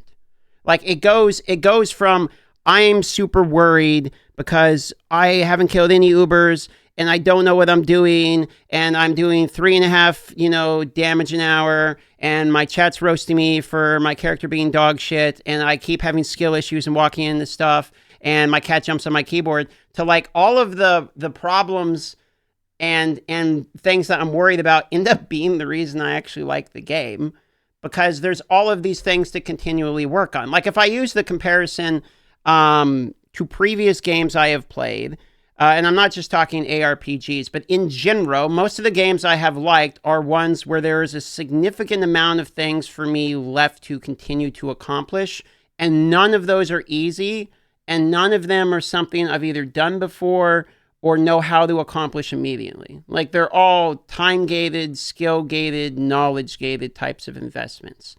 So for that reason, I would say that initially looking into PoE for me has been like massively overwhelming. But then when I refuse to try to become a pro and like, I'm going to suddenly beat these guys who've been playing for 10 years. When I forget all that and I just try to experience it as a plebeian, it's actually quite fun. And then the whole like scary part of it just goes away, because the point's not to be good. It's just to do whatever the fuck I want to do. And it seems like there's quite a bit that if I want to make Palpatine, I can, and who gives a shit if it's, 85 bajillion DPS, as long as I'm having fun with it. So for me, that's been my PoE experience. And it took a bit of time to be able to get there. I'd say it took like the first week or two really to like get past the anxiety of having all this stuff. But once I got past it, it became like infinitely more enjoyable. I feel like people like me and Pox have such a grand privileged position, especially when it comes to the more advanced mechanics of the game, such as crafting and stuff like that. Because we played when the game was digestible. It was still complex, but it was digestible. Just like Elder Shaper influence, right? For people to know. Yes. Yeah, when it was still complicated, but it wasn't yet, outside of pressing the P button in the Atlas passive tree, it wasn't like overwhelming yet. Yeah. And like crafting, like every league they added something new. We got bench crafts. Oh, good lord! I made a pre-bench crafting. Oh boy! I made the best SRS staff in the game, and then 3 days after I finished it for a stupid amount of currency. 3 days later, you could craft it for a fraction of the cost because of bench crafts. But I mean, it was to get to the point. Like we were given one new thing we could engage with, and then we learned that mechanic. And all of its quirks and everything. And then whenever something changed in that, we would have a full understanding of what those changes meant for that mechanic. Then we got a new mechanic in the next league. We learned everything with that. And every change in the future on that mechanic, we understood what those changes do. So every time we get a new league, we have, information and everything from so many years of experience of playing the game. So it's very easy for us to digest new information. But a new player coming into the game now would have to go through an extreme quantity of complex mechanics to understand crafting, and quite a lot of complex mechanics when it comes to understanding mapping, an extreme amount of stuff when it comes to designing your builds, even adding things like cluster jewels. So it all weaves into one another, but it's so hard to digest these days. But it's like you said, Ian, I think that once you get past the insight level, so that you engage with the game in a way that you are enjoying it, and then you basically take it from there and decide, hey, I want to learn how to craft. And then let's do that. Let's focus on this. I want to learn basic crafting. Yeah, blinders. You just focus on what's immediately in front of you. Yeah, I agree. And they've done that really well with the Atlas tree, where you can disable league mechanics in your maps. So you can say, well, it doesn't matter whichever is most profitable or the meta way of making currency. You go in and say, well, I like breach. Okay, let's make sure I disable the other mechanics. I want to focus on breach. You do that and say, hey, well, I'm bored. let's focus on another mechanic. Change the Atlas tree a little bit. Okay, good. I'm gonna try this mechanic. You learn those step by step by step, and then after you played it a lot, those things become natural. And once you learn a mechanic, if there's any changes to that in the next league, you will understand those changes, and you don't have to re-engage with the mechanics to learn it because you will have an understanding of it already. And the more you play, the easier these things become.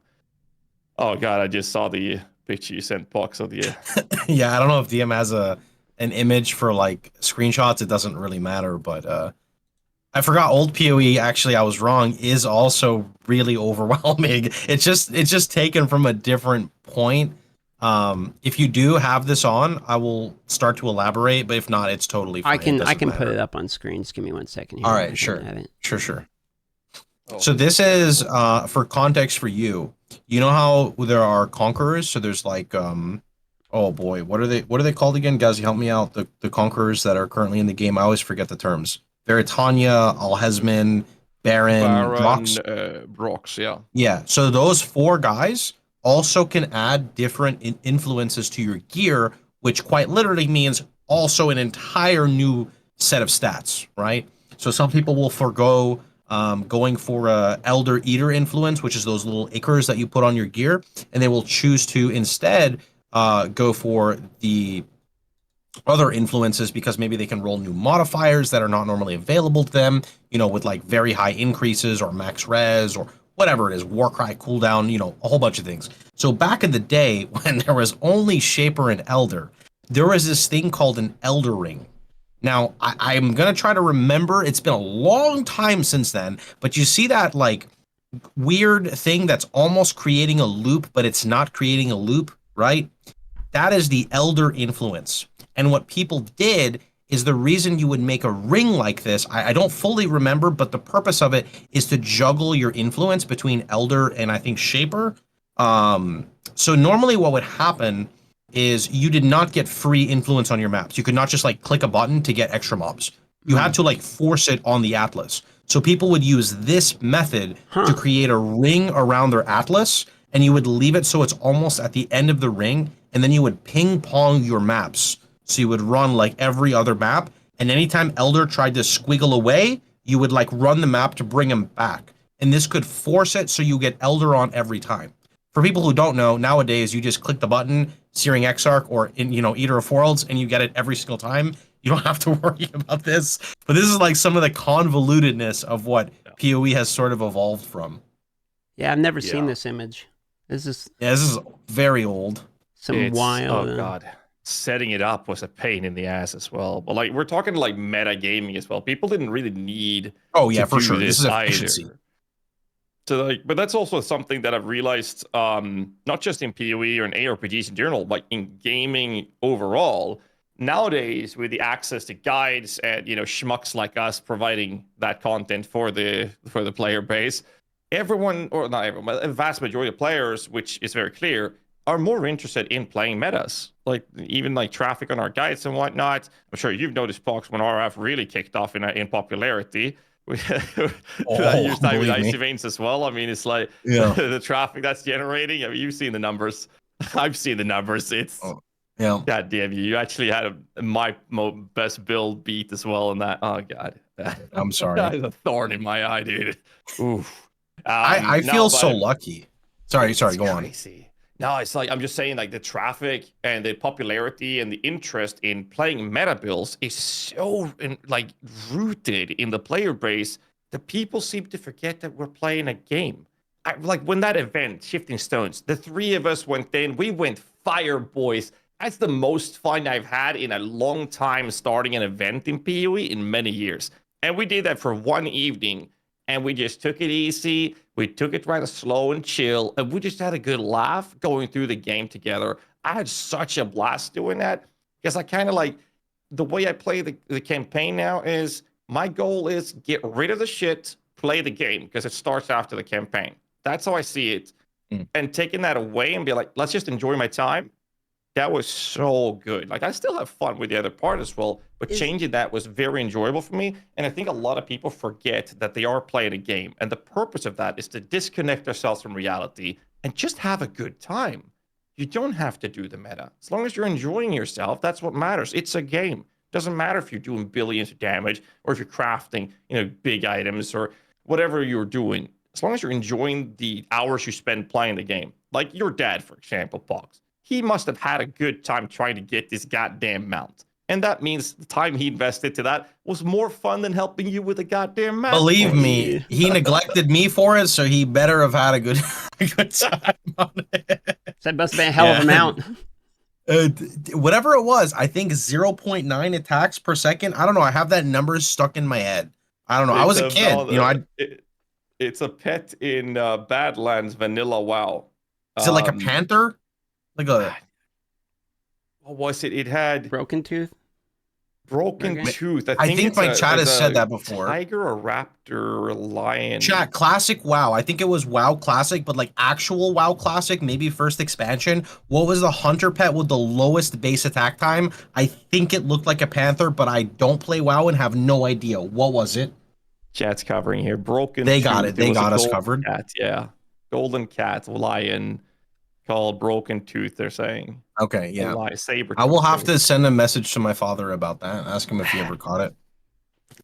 But what I was going to say, GHAZZY, is if you enjoyed that, surely there's a style of character, because you've been doing minions so long, surely there's a style of character you have no information about, right? Like melee something, Jim something. Couldn't you just be like, I'm going to try to figure out this one, purposely blind yourself.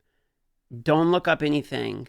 Don't listen to what anyone has to say. Your chat's going to be leaving info or whatever, so you got to try your best to pick through that. But like, you could try to get back to something fully new, right, and have that raw experience, or is that ship sailed? Not really. Like, there's a couple of things to add to that or answer that. I try to do it, and mostly for me, because I like to play not only minions. People have this this picture image of me that I only play minions. Which I'll get to why that is, but I play a lot of spell-based builds as well. Like one of my favorite builds is Dark Pact, which some people say it's a minion build, but it's a caster build.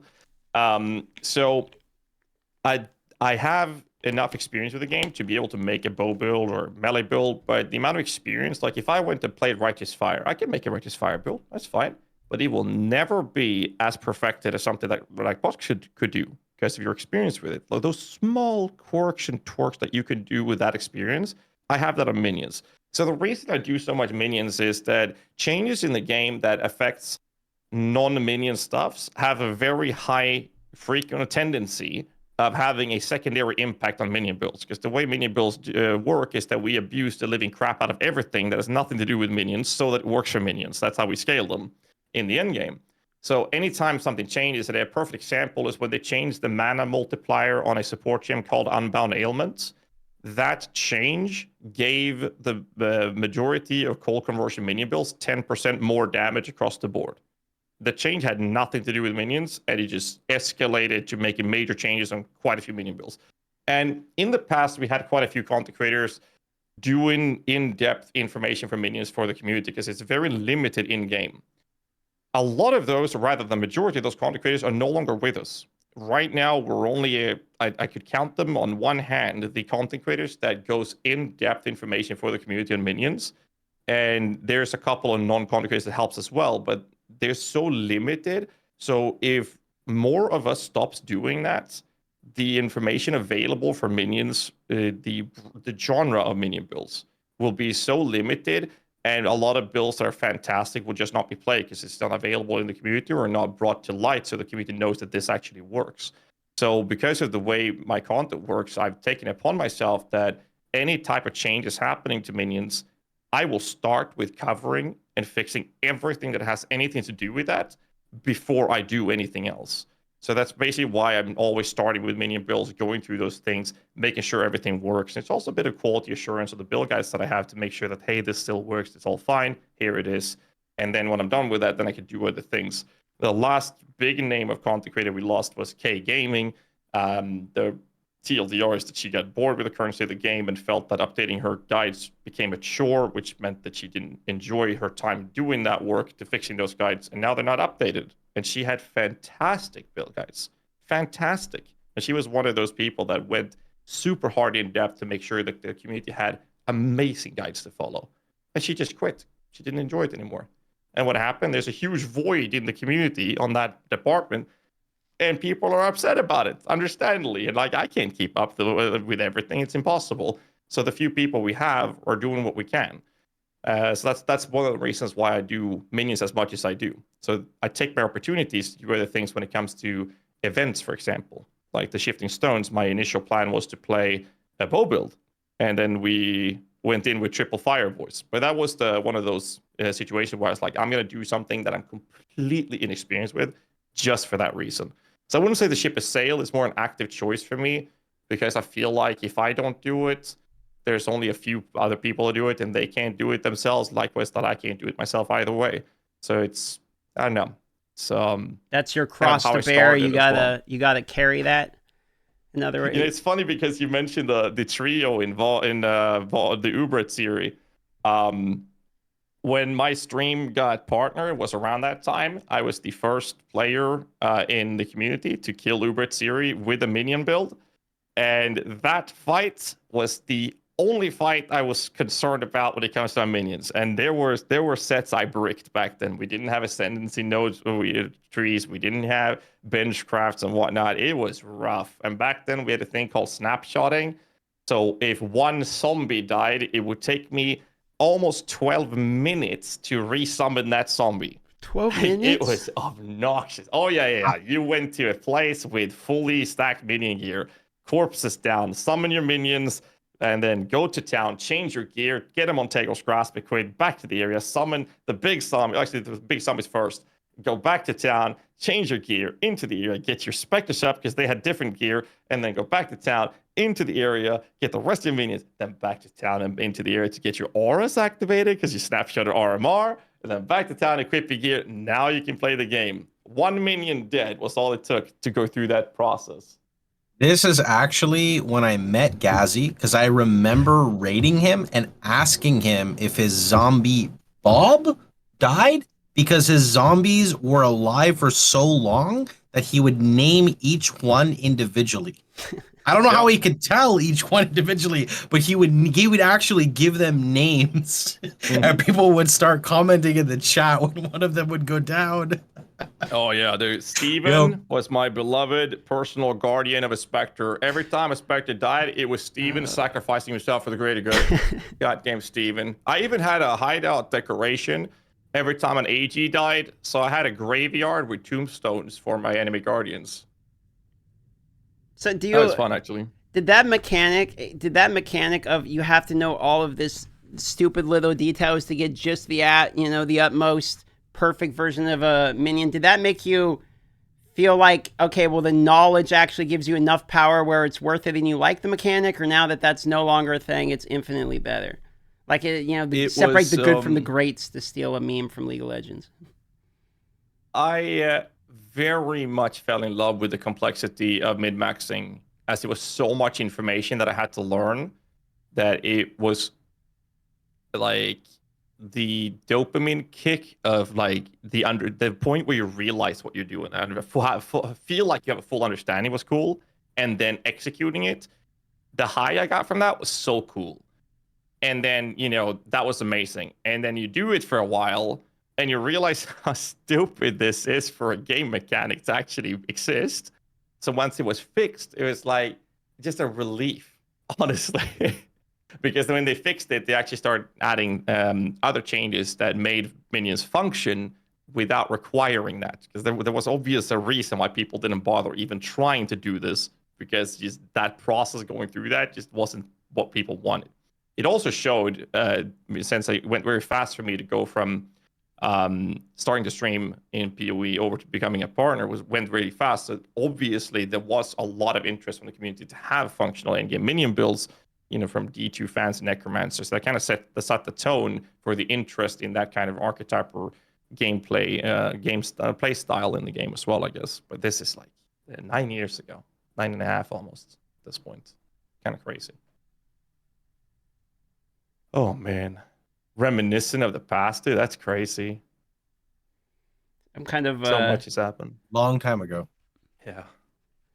I mean, you're in for the long run, DM. I see your face when you play PoE these days. I mean, yeah, you're hooked already. I actually that like IV it. bag is just started. It's kind of a problem. Isn't PoE such a goldmine for content creators because you can? I mean, it goes both ways because you get so passionate about the content you create, but there's just so much to absorb. It's limitless. It does not stop. Yeah. It's. I'm wondering how long it's going to take me to actually get anywhere. Because what I'm enjoying is the process of not copy pasting. Like, I know that's like every time I do my own thing, everyone's like, you're an idiot, just go copy pasta a build. Like, what are you doing? Do a league start or whatever. But it's like, that's not why I enjoy Path of Exile. I want to make mistakes and try to, so eventually when I do get one, it's like, oh shit, that's actually good. We had a few of those moments for Shield Crush where it's like, oh, wait a minute. That actually does kind of work. I went from, 1300 to 2400 DPS. Holy shit, log in. And so then, I want more of those moments. And that's kind of what's making me enjoy it. And to be honest, it makes me feel like I'm learning the game better. Because I feel like if I copy pasta a build, the result will end up being the result I want, which is to kill everything. But I'm not really going to understand why. And I feel like that's true. I kind of need to have like the league after league after league of like retuning the same garbage build until it becomes not a garbage build, to at least understand the mechanics enough of the game to be able to actually play the game for realsies. You know what I mean? I could hit you up with some reverse logic if you'd like. Right? Yeah, Doesn't matter if you're a viewer or a content creator. Okay, look. I get it, dude. I was the guy when I was a kid who would Google, what is the worst class in X MMO? I'm playing that. That was literally me. I played Righteous Fire because it was so off meta, and it became meta, and now I'm known as a meta slave. How does that make me feel? Right? Like, I didn't play RF because it was meta. I played it because when I played hardcore and I had a shit PC, because we all know how streaming is at the beginning, I couldn't afford the big bucks, right? I would lag because I was on Comcast. I would DC, and all of a sudden I'm like, wow, I just lost my character. With RF, at least the mobs in the ring were dead. I would disconnect safely, right? If that's the case, then aren't congratulations in order since your build got killed? Well, I guess, actually, that's a good point. That's a really good point. You're not wrong. You're back, baby. Let's go. Off now this back. Exactly. What I was going to say, though, is I don't think there's anything wrong. And I know it's really hard to do, especially as a content creator, right? Like, 100%. I completely understand. But there's nothing wrong with trying just like one time. Not like every time, but like one time. And I'm not even repping my build. I'm just saying any build you want that's meta, playing it to just understand what the end game is about, because the amount of knowledge you will gain on playing a meta build and killing not even Ubers, just like all basic bosses, trivializing the content, right? You might not understand why you're trivializing the content, but like you will still gain a big understanding of the end game by engaging in it. And with that understanding, that's a good point. You might be able to build a new entire foundation that you never would have understood off of something that might be basic, right? Like maybe killing Shaper, you kill Shaper 4 times. You're like, wow, I never looked this up, but why does this unique drop like literally 3/4 of the time?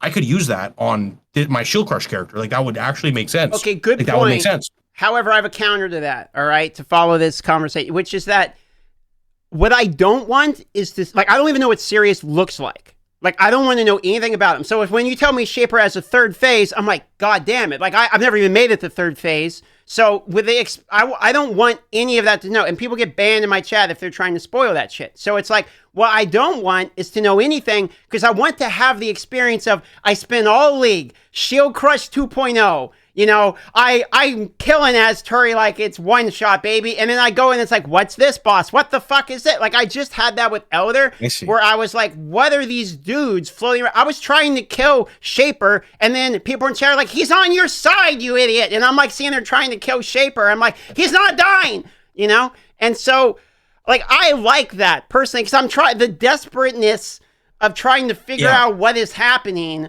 I only get that one time. And if I copy pasta the build and then I go and I kill all these bosses, I'll absolutely understand the game better, but I lose that first experience. It will never happen. Trivializes. I completely understand that. And in that case, I would say absolutely more power to you. You know, the longer you can play PoE and still enjoy it, the more you're winning.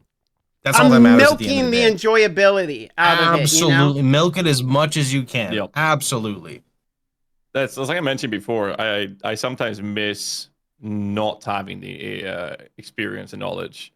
Because engaging with something that is like that, no idea what it is. I love when they introduce the new stuff. It's gonna be fun to do the boss. I want to avoid reading up on it so that when I engage with it, I don't want to see a video on it beforehand. I want to go in.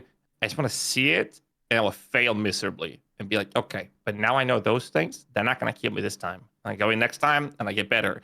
I will learn and I will experience it and have fun that way. And I think that's really part of what makes games like this very fun and why PoE is such a great game. In my opinion, it has its ups and downs. Obviously, I mean, 315, 319. Let's not talk about those. So I mean, it's like we're in a position where the game gets so much new content so often that we get so spoiled. But every time we get it, it's just so much fun, right? But as you play more and more, and you have these obnoxious amount of hours in the game, when they don't make those changes, that enjoyment that you're getting right now, savor it. Is late like later on, it's gonna be like, oh, I gotta kill that for the void stone. You go in, 30 seconds later, you're done. Great. What's the next spot? Like you start going through like a checklist on a little notepad list with what you got to do is to progress. And you know that's there's other things to enjoy at that point. That kind of shifts where your enjoyment is coming from. But I do miss the type of enjoyment that I got, at least from gating the specific boss fights before you knew everything about it. I'm not sure if you agree with that, Pox, with how you enjoy the game then and how you enjoy the game now. Uh, I guess I'm halfway there, right? Because so let me ask you like a question, right? I don't mean anything negative by it. You don't play SSF, right? Or do you? Not anymore. No, I used to race Right. for 5 years, but that was back when race scene was within the trade league, right? So we had a pro Right. spot and arm bot. So for me, I guess it's less of a checklist and more of I don't want to die but I hate dying. That's like number one for I hate dying, right? Like I hate it. When somebody asks me a question like, "Hey man, I know you're level 100, but how many deaths you have?" My dumbass still will feel the necessity to defend how many times I've died. I'm like, Yeah. oh, I died 11 times, but 5 of those were during this instance, and 2 were doing, and that's because I played hardcore for 5 years, right? Like I can't help it. It's hard for me not to. So for me, it's more about, oh, it's time to do Searing Exarch. Okay, what are my defenses? All right, I feel confident to do it. Let me go do it. It's less of a checklist and more of like, am I ready or how will this turn out?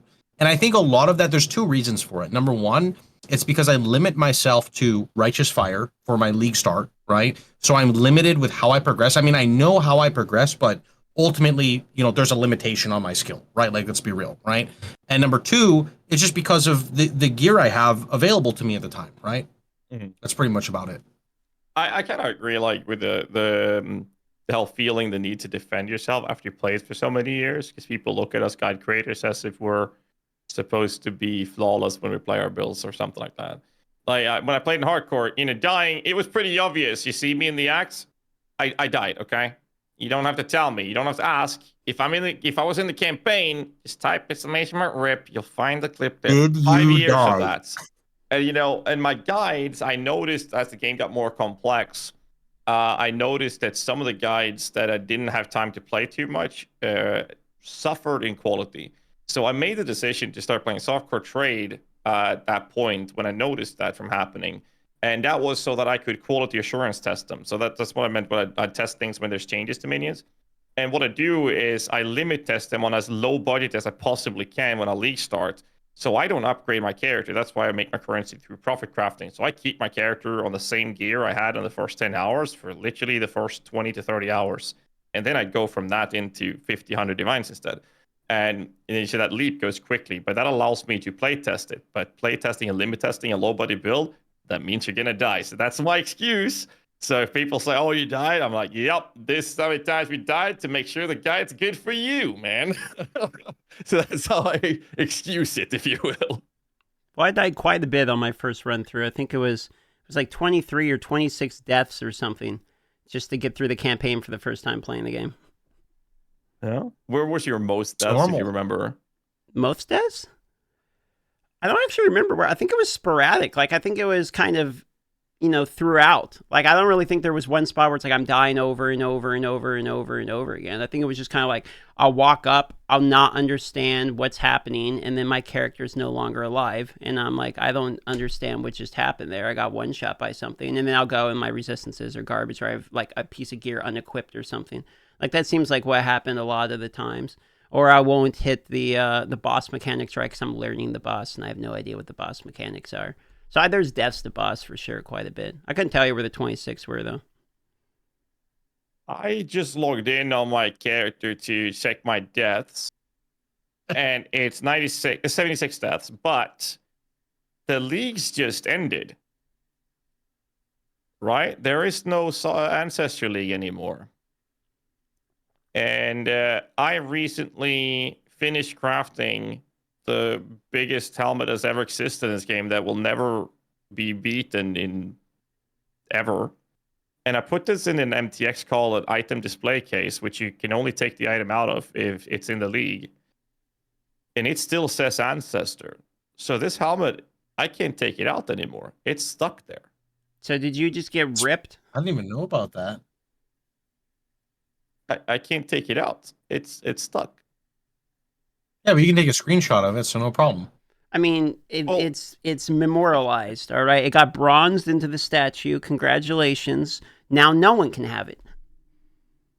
That's even better. Well, I put it in an item display case, MTX. So what happens with it is that you can have that shown in your hideout, and that is shown in every league. So I place that conveniently on top of my stash. Every time I trade, someone will be forced to hover over it to enter the stash. That's good. That's toxic. That's what that is. That is toxicity. But I can't actually take it out. I would have to report this blog. Holy shit! That's what you get, GHAZZY. That just sounds like karma. Yeah, I agree with Fox here. I mean, you were giving it out, and now it's coming back. Yeah, so look at my item that no one can have. Well, I was never gonna sell it since I didn't have enough currency to do it myself. So I actually had help from the community. It's a community craft, so I would never sell it. The idea was to have it gather dust in my stash just to be there. Can't you mirror it? Done it. Like, it's corrupted. So you can't mirror it. We made copies before the corruption, and then we made it better with the corruption. Yeah. No, that was expensive. I just saw the bug. I had to say something because my heart skipped a beat, but I couldn't put it out. Anyways, but I had 76 deaths on my first character, and I think some of them on like Uber bosses. But like I know that when the first initial release of Act 5 to 10 Innocence fight. Oh god, I don't know how many hardcore characters I died on that fight. So what do you do during the ball phase? What do you do? Well, you're supposed to stand behind the statue. Do you trust the statue? No, not after 2 deaths of that. Okay, good. I just wanted to make sure. I see that phase, and I just portal out, and then I portal back in, and I just wait. Yep, that's the result. And if I didn't have a portal placed, I died from misclicking the portal. So what I started doing when I still played hardcore back then was that I saw the ball phase. If there was no portal placed or that was too far off, I logged out and I did the walk of shame back to the boss. Like I would happily do that. Look, man, people hate on hardcore players for using a logout macro, and I completely agree. Like, I understand. I don't agree. Sorry. I played hardcore for a very long time. I never used the logout macro, and I just alt F4'd. And I know people talk about all the time of like, the delay and the TCP connection or whatever. I had 2 deaths in 5 years because of that, which is very little, right? Like, very little. The reality is, pressing the inventory button, opening up a portal, and then clicking it, and then in between the time from you to walk to the portal and then load in and survive, I can probably count 50 plus deaths I've seen on Reddit where a person has over 100 ping. They open up a portal, they click the portal, and they die during the phase of going to the portal to the loading to town. I say this because I'm blessed to have like 5 average ping because the servers are like 5 minutes from me. I hate you, bro. I moved here because of that. Like literally, I moved here. You moved on top of the PoE servers. Yes, 100%. Like, not even kidding. I moved from South Florida to close to Dallas, Texas, because of the location of the PoE servers. God, And that's I some am League very of happy Legends with my level investment. dedication of ping. I mean, look at me almost 10 years later. It was a great payoff. So I can see when that happens to people, and it's not reliable. Like, using a logout macro is so much more reliable. That's fair. I started doing, like, once you play the game more, you'll learn these small quirks and tips and tricks, right? So I got really annoyed to open up the inventory to click the portal, and I don't like the casting time of a portal gem. So there's this little neat trick where you put a portal gem in an off-slot weapon, and you benchcraft trigger skill when you use a spell. So I just weapon swap, use whatever instant spell I have, and bam, there's a portal. It's so comfortable. That's pretty good. That's pretty good. Well, it's better than having increased teleport out of dungeon that they added in D4. Yeah, I don't. I'm still stuck on the 5 ping issue. I'm from Alaska, so I was playing the new D4, in-game abattoirs or whatever today, and I have 220 ping, and I'm just like, it doesn't feel good. I'm trying to, like, if you die once, it's over. So I ran out of the powder because I died 4 times, and admittedly, my gear's dog. Also, it should be a lot better. I mean, it's actually not that bad. It just needs to be better, but. We have 200 ping. It's not fun. Jeez. It's not fun to play on 200 ping. No. Bro. How do you even ping in PoE? I don't know. I'd have to log. And I didn't notice the lag in PoE. It's when we were playing together, it was like unplayable. The 3 of us. It was. That's my very GHAZZY's connection. Yeah. But I couldn't tell you what my PoE latency is. I haven't noticed anything bad. Okay, well, that's good. I'll log That's in. a great sign. I'll log in. Yeah. Because I've never really noticed. There's an update. Yeah, it's like F1, you get the ping at the top right. You can click it again, you get a different graph as well. And click it again, it goes away. No, like, Jesus, 200 ping. I mean, I play WoW Classic. I'm supposed to rate today, but I canceled to update my guides. That's on East Coast. And it's fine playing an MMO game at 100 ping. But anything above that, I tried the beta servers for Wrath for ICC release. That was 200 ping because that was West Coast for me. Holy, like, I can't handle it. Like, I cannot play above 100 ping. Like, 100 ping is the very highest cap I agree to play on. It's pretty much every game, including shooters, is like 110, 115 ping for me. I can't play PoE on 50 ping. Sometimes when the 50? Texas server is down, I have to play on California. Oh, no. And there's like I have like 45 ping, and I'm like, this is not right. It says latency 71. I'm standing in town. It's telling me 71. That's good compared to 200. That's unplayable. Way better than any of the other games. In fact, no wonder I never noticed it because this actually looks better. And there's a dude with giant wing. What the hell is this? Hold on. I'm going to show this to you guys real quick because I have no idea what the hell I'm looking at. All right. Well, look at what I play on 15 ping in PoE. That's pretty similar to me. I mean, 5, 15, let's be real. There's no difference there, right? There's no difference. What is this? Oh, that's Tinian. It's one of the guys that are stacking a jewel that increases your character size. It's that big boy. You can get bigger. They're I don't remember the names. There's 2 guys that is almost twice his size, right? No, they capped it. They nerf it? They nerf character size, right? Or they capped it? Yeah, you used to be able to get bigger. So people would show off their wealth and their aspirational chase stuff that does nothing just to show off their MTXs in towns. And you could get so big, it's insane. Like, absolutely crazy. But they did nerf that. Yeah, let me show you since you had that game in my hideouts. Oh yeah, well, do I get a look at your trapped helmet here? Oh yeah. I'll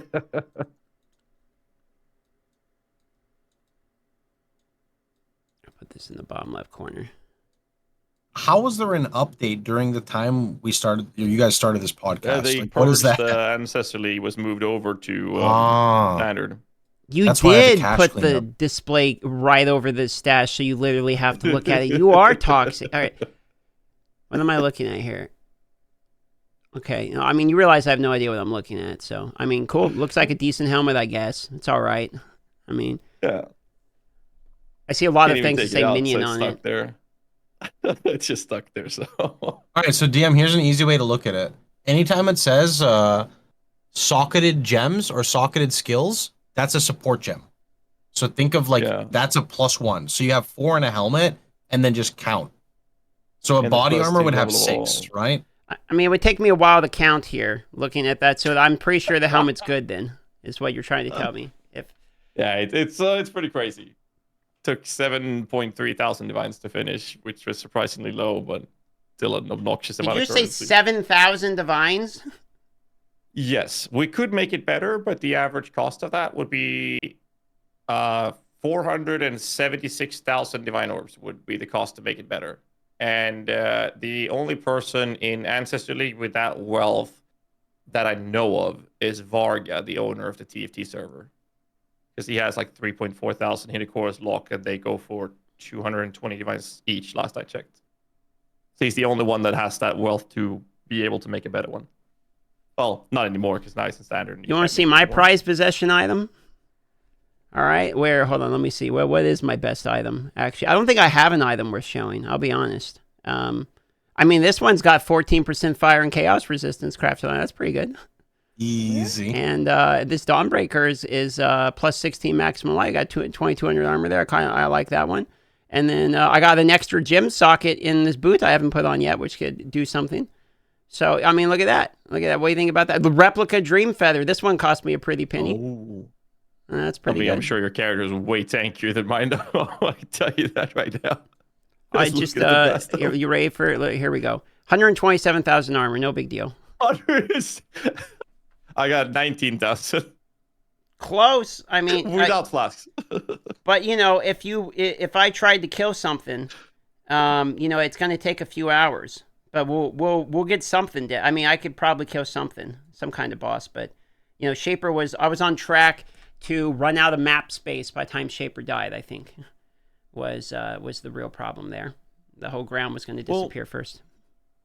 To be fair, you'd probably kill faster than me right now because my damage is stuck in that helmet that I can't take out on this character. Oh no, you bricked your character with a display case. It's just there. I can't use it. I have no helmet. I'm naked.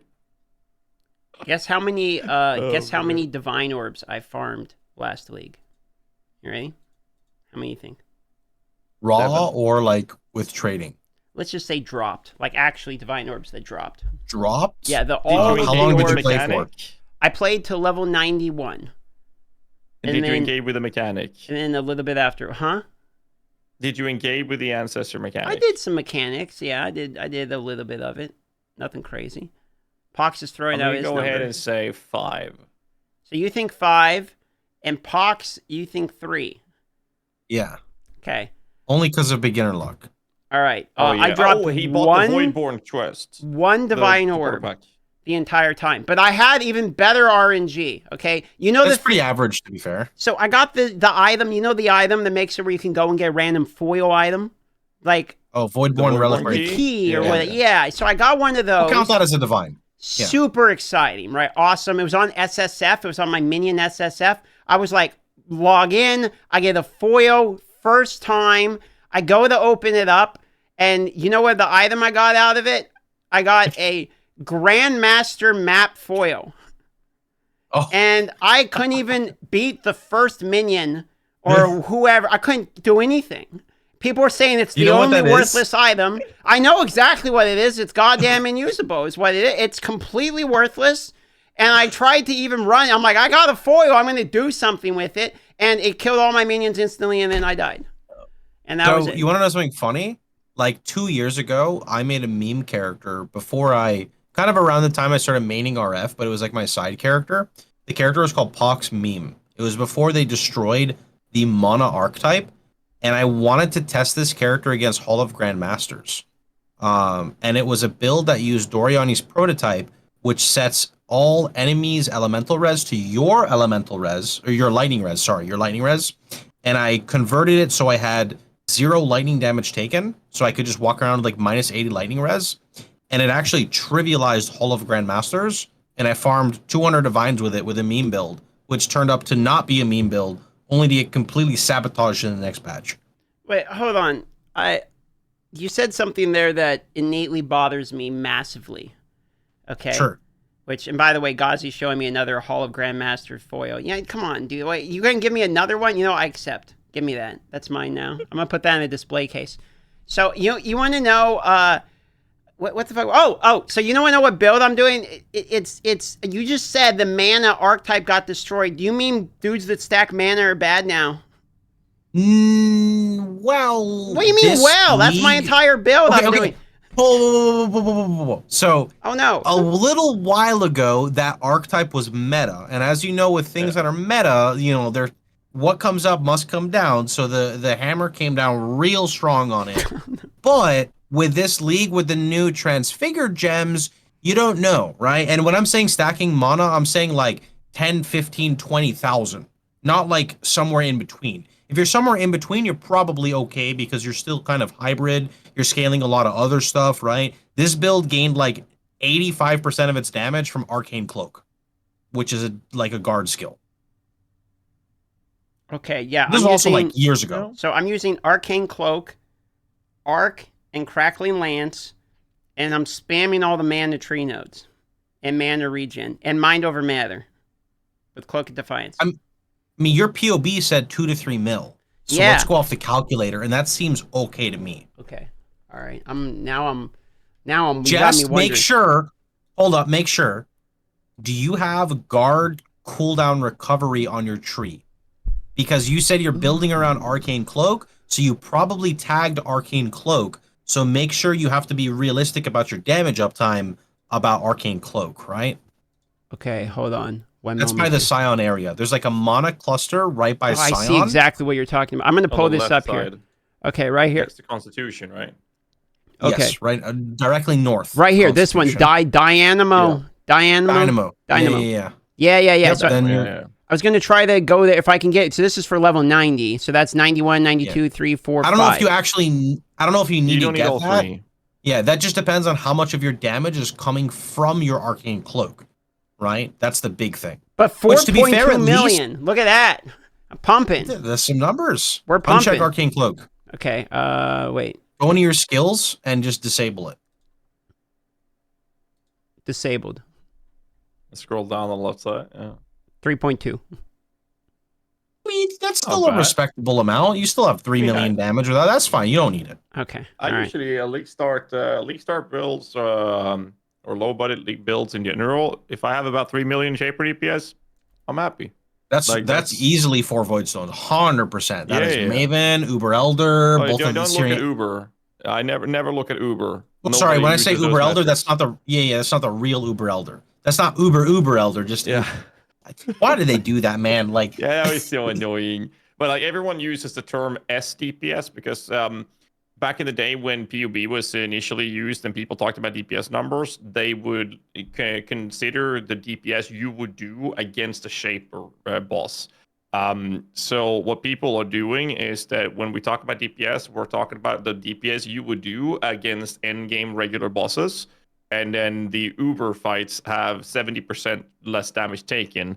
And I don't think anyone actually uses those numbers because if you're doing 100 million Shaper DPS or SDPS as it's called, that's going to be 30 million versus the Uber fights. And that's going to be enough to deal with it because they have about 100 million, well, 112.5 million HP. Some of them has a little less. So you have that kind of that understanding those things is where you don't really need the Uber DPS numbers. And I think it's because there's not that many people actually farming the Uber bosses in the community in general. But 3 million is perfectly fine for low budgets. Like that's what I try to achieve because I can guarantee the person to be able to do all void stones with that DPS. Okay. Yep, that's 3 million is my top end for my RF builds in SSF, unless I'm going like above and beyond, and then it's like 4 to 5 million. But it's a dot build, which means the uptime of damage is like 90%, 95%. Yeah. I usually want more on builds that don't have the uptime. Minion builds is fine, right? But like if I do attack-based builds or like Dark Pact, I try to want to have more because that's a cast build that I have to hold down my rank. Like I have to cast a spell to do that damage. You have to move. I don't do any damage anymore. So I'd rather have higher numbers on those builds personally because of the effective uptime, Okay, I'm going to show you guys what I'm working with here. I'm going to show you my my full completed build for my first character, and you can see exactly. All right, here we go. Include in full DPS. All right. Are you ready? I'm about to blow some minds here. All right, let's see it, dude. Let me remove pride. We're using precision. Oh, and if you have vol skills, please don't ever have a vol skill active when And you're don't looking put the at check DPS. mark. Put the check mark? Yeah. Okay. All right. Well, No then check mark for vol skills, that's a unless that's bummer. your entire build. Because that's going to immediately lower our DPS. So we are at... Hold on. Let me make sure this looks right. Okay. I mean, we're pumping. We have 110,000 is all I'm saying. Okay, Guardian. Okay, on Guardian, 99,000. I mean, respectable numbers. Maybe the configuration's completely fucked. But, I mean, we are almost 6 digits. This is my current best character, by the way, just so you know. This is my... What level is that? This is my level 91. I'm standing right here in your base, right next to your GHAZZY. This is my level 91 in-game, by the way. Shield Crush build. Highly recommended. Do me a You're favor doing and, more damage. He's doing more damage than that. I watched a clip There's of no him way. kill Phoenix last league. You've got to have more than that. Yeah, there's no way. There's I something think wrong you're with closer the to PvE. like half a mil. I'm coping, but I Half think a you're mil? closer to half a mil. You think Maybe I'm... more than that. What am I doing wrong with this? In-game, type /played Okay. in lowercase letters. All right, hold on. You were killing Guardians last league, right? Remember, like Phoenix, which one's Chimera, the ones before Shaper. Yeah, no, those are fine. Yeah, If you could kill those, you have more than 100k for sure. played 5 days, 22 hours, 18 minutes, and 43 At seconds. 9,000 DPS, that would take at least twice that playtime to get to that level alone. There is no that you have to be doing. And more I've damage died than a that. lot, so we have to be doing more. You think we're actually pumping more? So then, wait, something's you're wrong more than with 100k. something's wrong. Well, a with lot of me. the time. Well, to comfortably clear a tier 16 not super juiced like Alcan Go tier 16 map, you need about 200,000, 250,000 DPS of clearing DPS. And when we talk about DPS on builds, we're normally looking at what you do versus single target. So melee builds remove splash, adds multi-strike, and those type of changes. Same thing with minions. Boss DPS is a bit different, but just to comfortably clear the packs of enemies and not including the boss, about 200k should be more than enough to handle tier 16s. Just Alchemy Go, not super juiced. Someone was saying that Shield Crush has overlap damage. I don't know anything about Shield Crush's mechanics. Don't worry, I added that and it gave us another 20k. So I mean, we're automatically we're 20% more.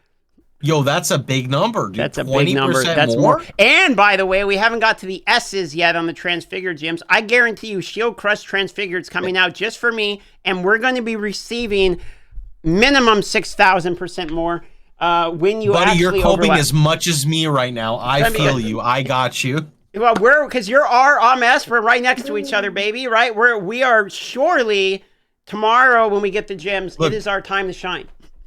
I've never hated the English alphabet more. I'm all for this. I'm loving it. Yep. Tomorrow's our day, dude. We're gonna find out. There's 100%. something wrong. I don't understand how this. There's surely something I'm doing wrong here. This POB makes absolutely no sense to me. It's that's like I mentioned before. Like once you get used to POB, the better you can utilize it. So what's really important when you're making your own stuff is that never fiddle with the configuration other than changing the target to be a boss, right? The guardian boss. And after that, the only thing you want to do is that if you enable something in your character or add an item to your build that does something, let's say you have a way to generate endurance charges, then you would go into the configuration and enable the endurance charges. If you have a way to make the enemies maimed, whatever source you have for that, then you would, after putting that on your character, then you would go to configuration and check the maiming. If you then remove that, you always go back to configuration, disable. That way you always make sure that the POB is correctly designed, so that when you make future or further changes, you can make sure that whatever you're looking at is the exact correct statement for what this build in the POB is giving you that you're looking at. So that way you don't forget stuff, because I've made that mistake of just saying, well, this build's going to use these things, and then I go to the configuration, I enable a bunch of stuff, and then I make some other changes, and I forget that, well, I don't have shock anymore, and I realize that 2 hours later, and be like, wait a minute now. And that changes a lot with the build as well. So making sure that you always make sure that the configuration is accurately set when you do things is really important to get an accurate display, and that way you don't make a mistake where the DPS is much higher or lower than we were you're way supposed off, to. guys. I did an update for POB, which changed everything, and now we're at 206,000 DPS. Look at that. 200K What did I hitting the say? mark. Double, literally double. For this being Tavern Talks, I feel like I'm the only one who's in a tavern here. Oh, you know what? I You guys have. are drinking out of I the got bottles. multiple bottles. I got whiskey. They look I full got to me. rum. 40%, 50%. What do you want from me? All right, fine. You guys just seemed very sober. I felt like I was tipsy All right. like an hour ago. Okay, you know what? Wait, guys, Let's you got get the it whole going. thing? Yeah, just recently filled it up. Ugh. I finished Look. the other one. Like I usually have a glass of rum a day. All right, Well, one now of I have a those, child, one of so these. it's just like every second day instead. Oh God, doing one into the other. I didn't mean that kind of peer pressure. Sorry. No. I will do this for you. I'll do it. This is how we teach the kids that when someone tells you to drink, you just do it. Literally peer pressuring people to drinking. What Hey, were we DM, I got talking a about? question. Did you just you ever go for a swim? You know, where you jump in the pool and you get too much chlorine in your eyes and gets a little bit red. You know, is that what you just did there? And I'm not. I do not indulge in swimming. Only see. chlorine. only chlorine. Got it. Only chlorine. Yeah, Gotcha. basically. Man of Straight culture. chlorine. Is that like an Alaskan thing or? It's an American meme, I think. Here, I think you would probably get Oh. beheaded if you partaked in chlorine. I'm not really sure what the rules are outside of the U.S. All I know is it's chlorine is perfectly Beheaded? acceptable here. I'm an American. I only know American things. Okay, I mean you're somewhere not America, so I'm assuming you never heard of a burger. Like I don't really know where we're going. But that is chlorine legal in Sweden? No, we clean our pools with pee. Moving on. I mean, you pee on your leg if you get stung or something. So, like, I mean, I get it's in a way it's a disinfectant. Wait, okay, actually I knew that, but you see here in Sweden we don't have any dangerous animals. Like we got boars in the woods, and then we have like a moose. So you stay in Like the that- forest killing boars. Well, yeah, that's actually kind of dangerous because those fuckers they live through everything. They only My, give one XP each. So yeah, Eric it's Hartman crazy. says. Dude, they're crazy as shit. Like my mother, she used to work as a truck driver, and she told me about her coworker who hit a boar about 80 kilometers an hour. How much is that for you, freedom speakers? It's 60, 63, somewhere around there. 50 miles. 50. 50 miles per Okay, hour. so you guys are ramping with your numbers. Yeah. This boar got halfway into the engine, and the truck just came to a full stop. The truck was totaled. The engine was screwed. Like it was gone. It was over. You know. 2 seconds later, this goddamn boar walks away bleeding, and just walks away. The shit you not, just walks away. I'm assuming it bled out later. Like It's like a 50 moose. miles per hour, and it's just into the fucking truck. And then she told me, like, you know, they're thick, and unlike deer apparently, and this was her words when I was a young teenager, she told me that if you hit a deer with a truck, they explode. So they just explode in front of you, and the damage to the car or the truck is basically nothing. But a boar will fuck everything up, and they don't even die from it. No, I It's get crazy. that. In Alaska, we have moose, and it's what explodes is the people in the car. The moose is fine, Oh yeah. but for the I've most heard bit, about, like, if you're risks in the of, vehicle, you're fucked. Yeah, I've heard about like the risk of them getting like their antlers or head or even their legs into the car. If you actually hit them, that could like that it's over. Like they will start kicking around, and like anything inside it's gone. It's crazy, dude. Like some animals are odd. But to get to the point though, we don't have any like toxic animals here in Sweden. We're basically like New Zealand is down south, right? They have no like real toxic animals compared to Australia. Like, that's how I feel when I talk to Americans. You guys talk about like toxic stuff, or you talk like peeing on a wound Chlorine. if you get stung and stuff like that. And I'm like, Is that not a thing? This is an old, I feel like wives' tale or something, like a myth, where it's like you get stung by an octopus or something, you're supposed to pee on the leg. Is that real? We don't have I think it's a octopus here, jellyfish, so- and I've Jellyfish. heard a lot of people. My birthday is in January, which is jellyfish season in South Florida, where I was raised, and I've definitely heard a lot of people in my family saying that that is a real thing. I don't know if it's actually supposed to be a thing. I feel like Not it started sure. I've from never- some pervert who just wanted to pee on a bunch of people. I mean, you're And not when- wrong. I mean, you know, I'm sure if I stepped on the jellyfish, the first thing is not just like whooping out something and just, you know, all Absolutely over myself. not. I just don't think that's the first thing that comes to my mind. You right? go down bad to Oh. down worse. I mean, you get stung and then you get Absolutely. peed on. You just get arrested for public indecency while you're at it. So, you know. Yeah, not a fan. So I'm My gonna closest put that in a myth. interaction- Like my closest interaction with a jellyfish is when I was a young teenager. Again, my little sister picked up a jellyfish and threw it at me when I was in the ocean, like swimming, and it just splashed all over my back. It was disgusting as fuck, and I never liked jellyfish after that. She threw That's the a only thing jellyfish at you? How does that even happen? How do you pick it up? I've stepped on a Yeah. jellyfish, but I didn't get stung. Because, like, the Well, jellyfish. there are ones that don't sting, right? I actually didn't know that. There was just jellyfish in Man-O-War, and the Man-O-War were like discolored and really spooky looking. So you The didn't look Man-O-War at will them and fuck didn't- you up, won't they? Aren't Yeah, they they like, were, like, big? They were, yeah, they were. It just looked like someone like straight up came out of like SpongeBob and just took like, you know, their little jelly thing contraption and just splashed it all over the sand, and that was a Man-O-War. And the jellyfish were clearly puffed up. And I one time stepped on one, but I didn't like. I was very light on my feet, so I just stepped on it on the puff part, but I didn't touch the part that actually stings you. So I was fine. Yeah, very spooky stuff. Yeah, we do have some jellyfish that do have the stinging thingies, but most here in Sweden, no. Like, there's almost nothing that will fuck you up here in Sweden, animal wise. Really? I mean, other than the boars? Yeah. Boars, moose, and I mean, there's the occasional water animal. Like, we've had sightings of sharks, but it's like super, super rare. And then there's like, yeah, there's this fish, whatever it's called, that has like a spike on the back. They like to bury themselves in the sand.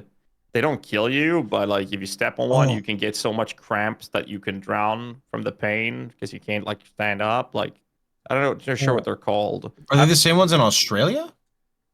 Nah, like I read a something, documentary right? on one recently. Weaver Fish? Okay, I was thinking of Yeah. stonefish. That's what I was thinking of. People are Yeah, saying it's a stone. weaver Yeah. I'm talking about. We do have that, but I mean that's not like what you would consider a poisonous fish, right?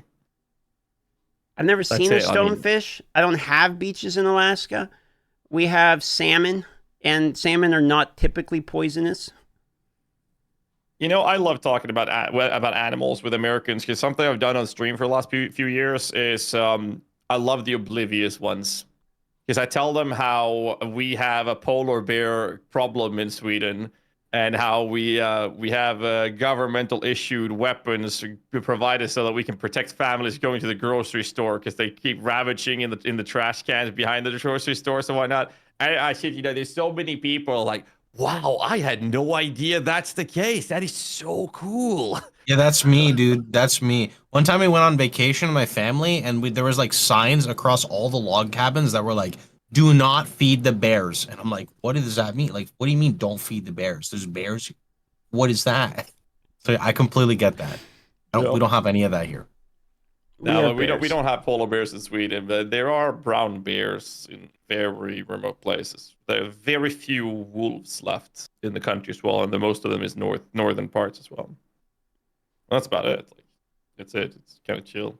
Bears aren't really the problem here. They're more of the moose. What were you gonna say? No, you go ahead first.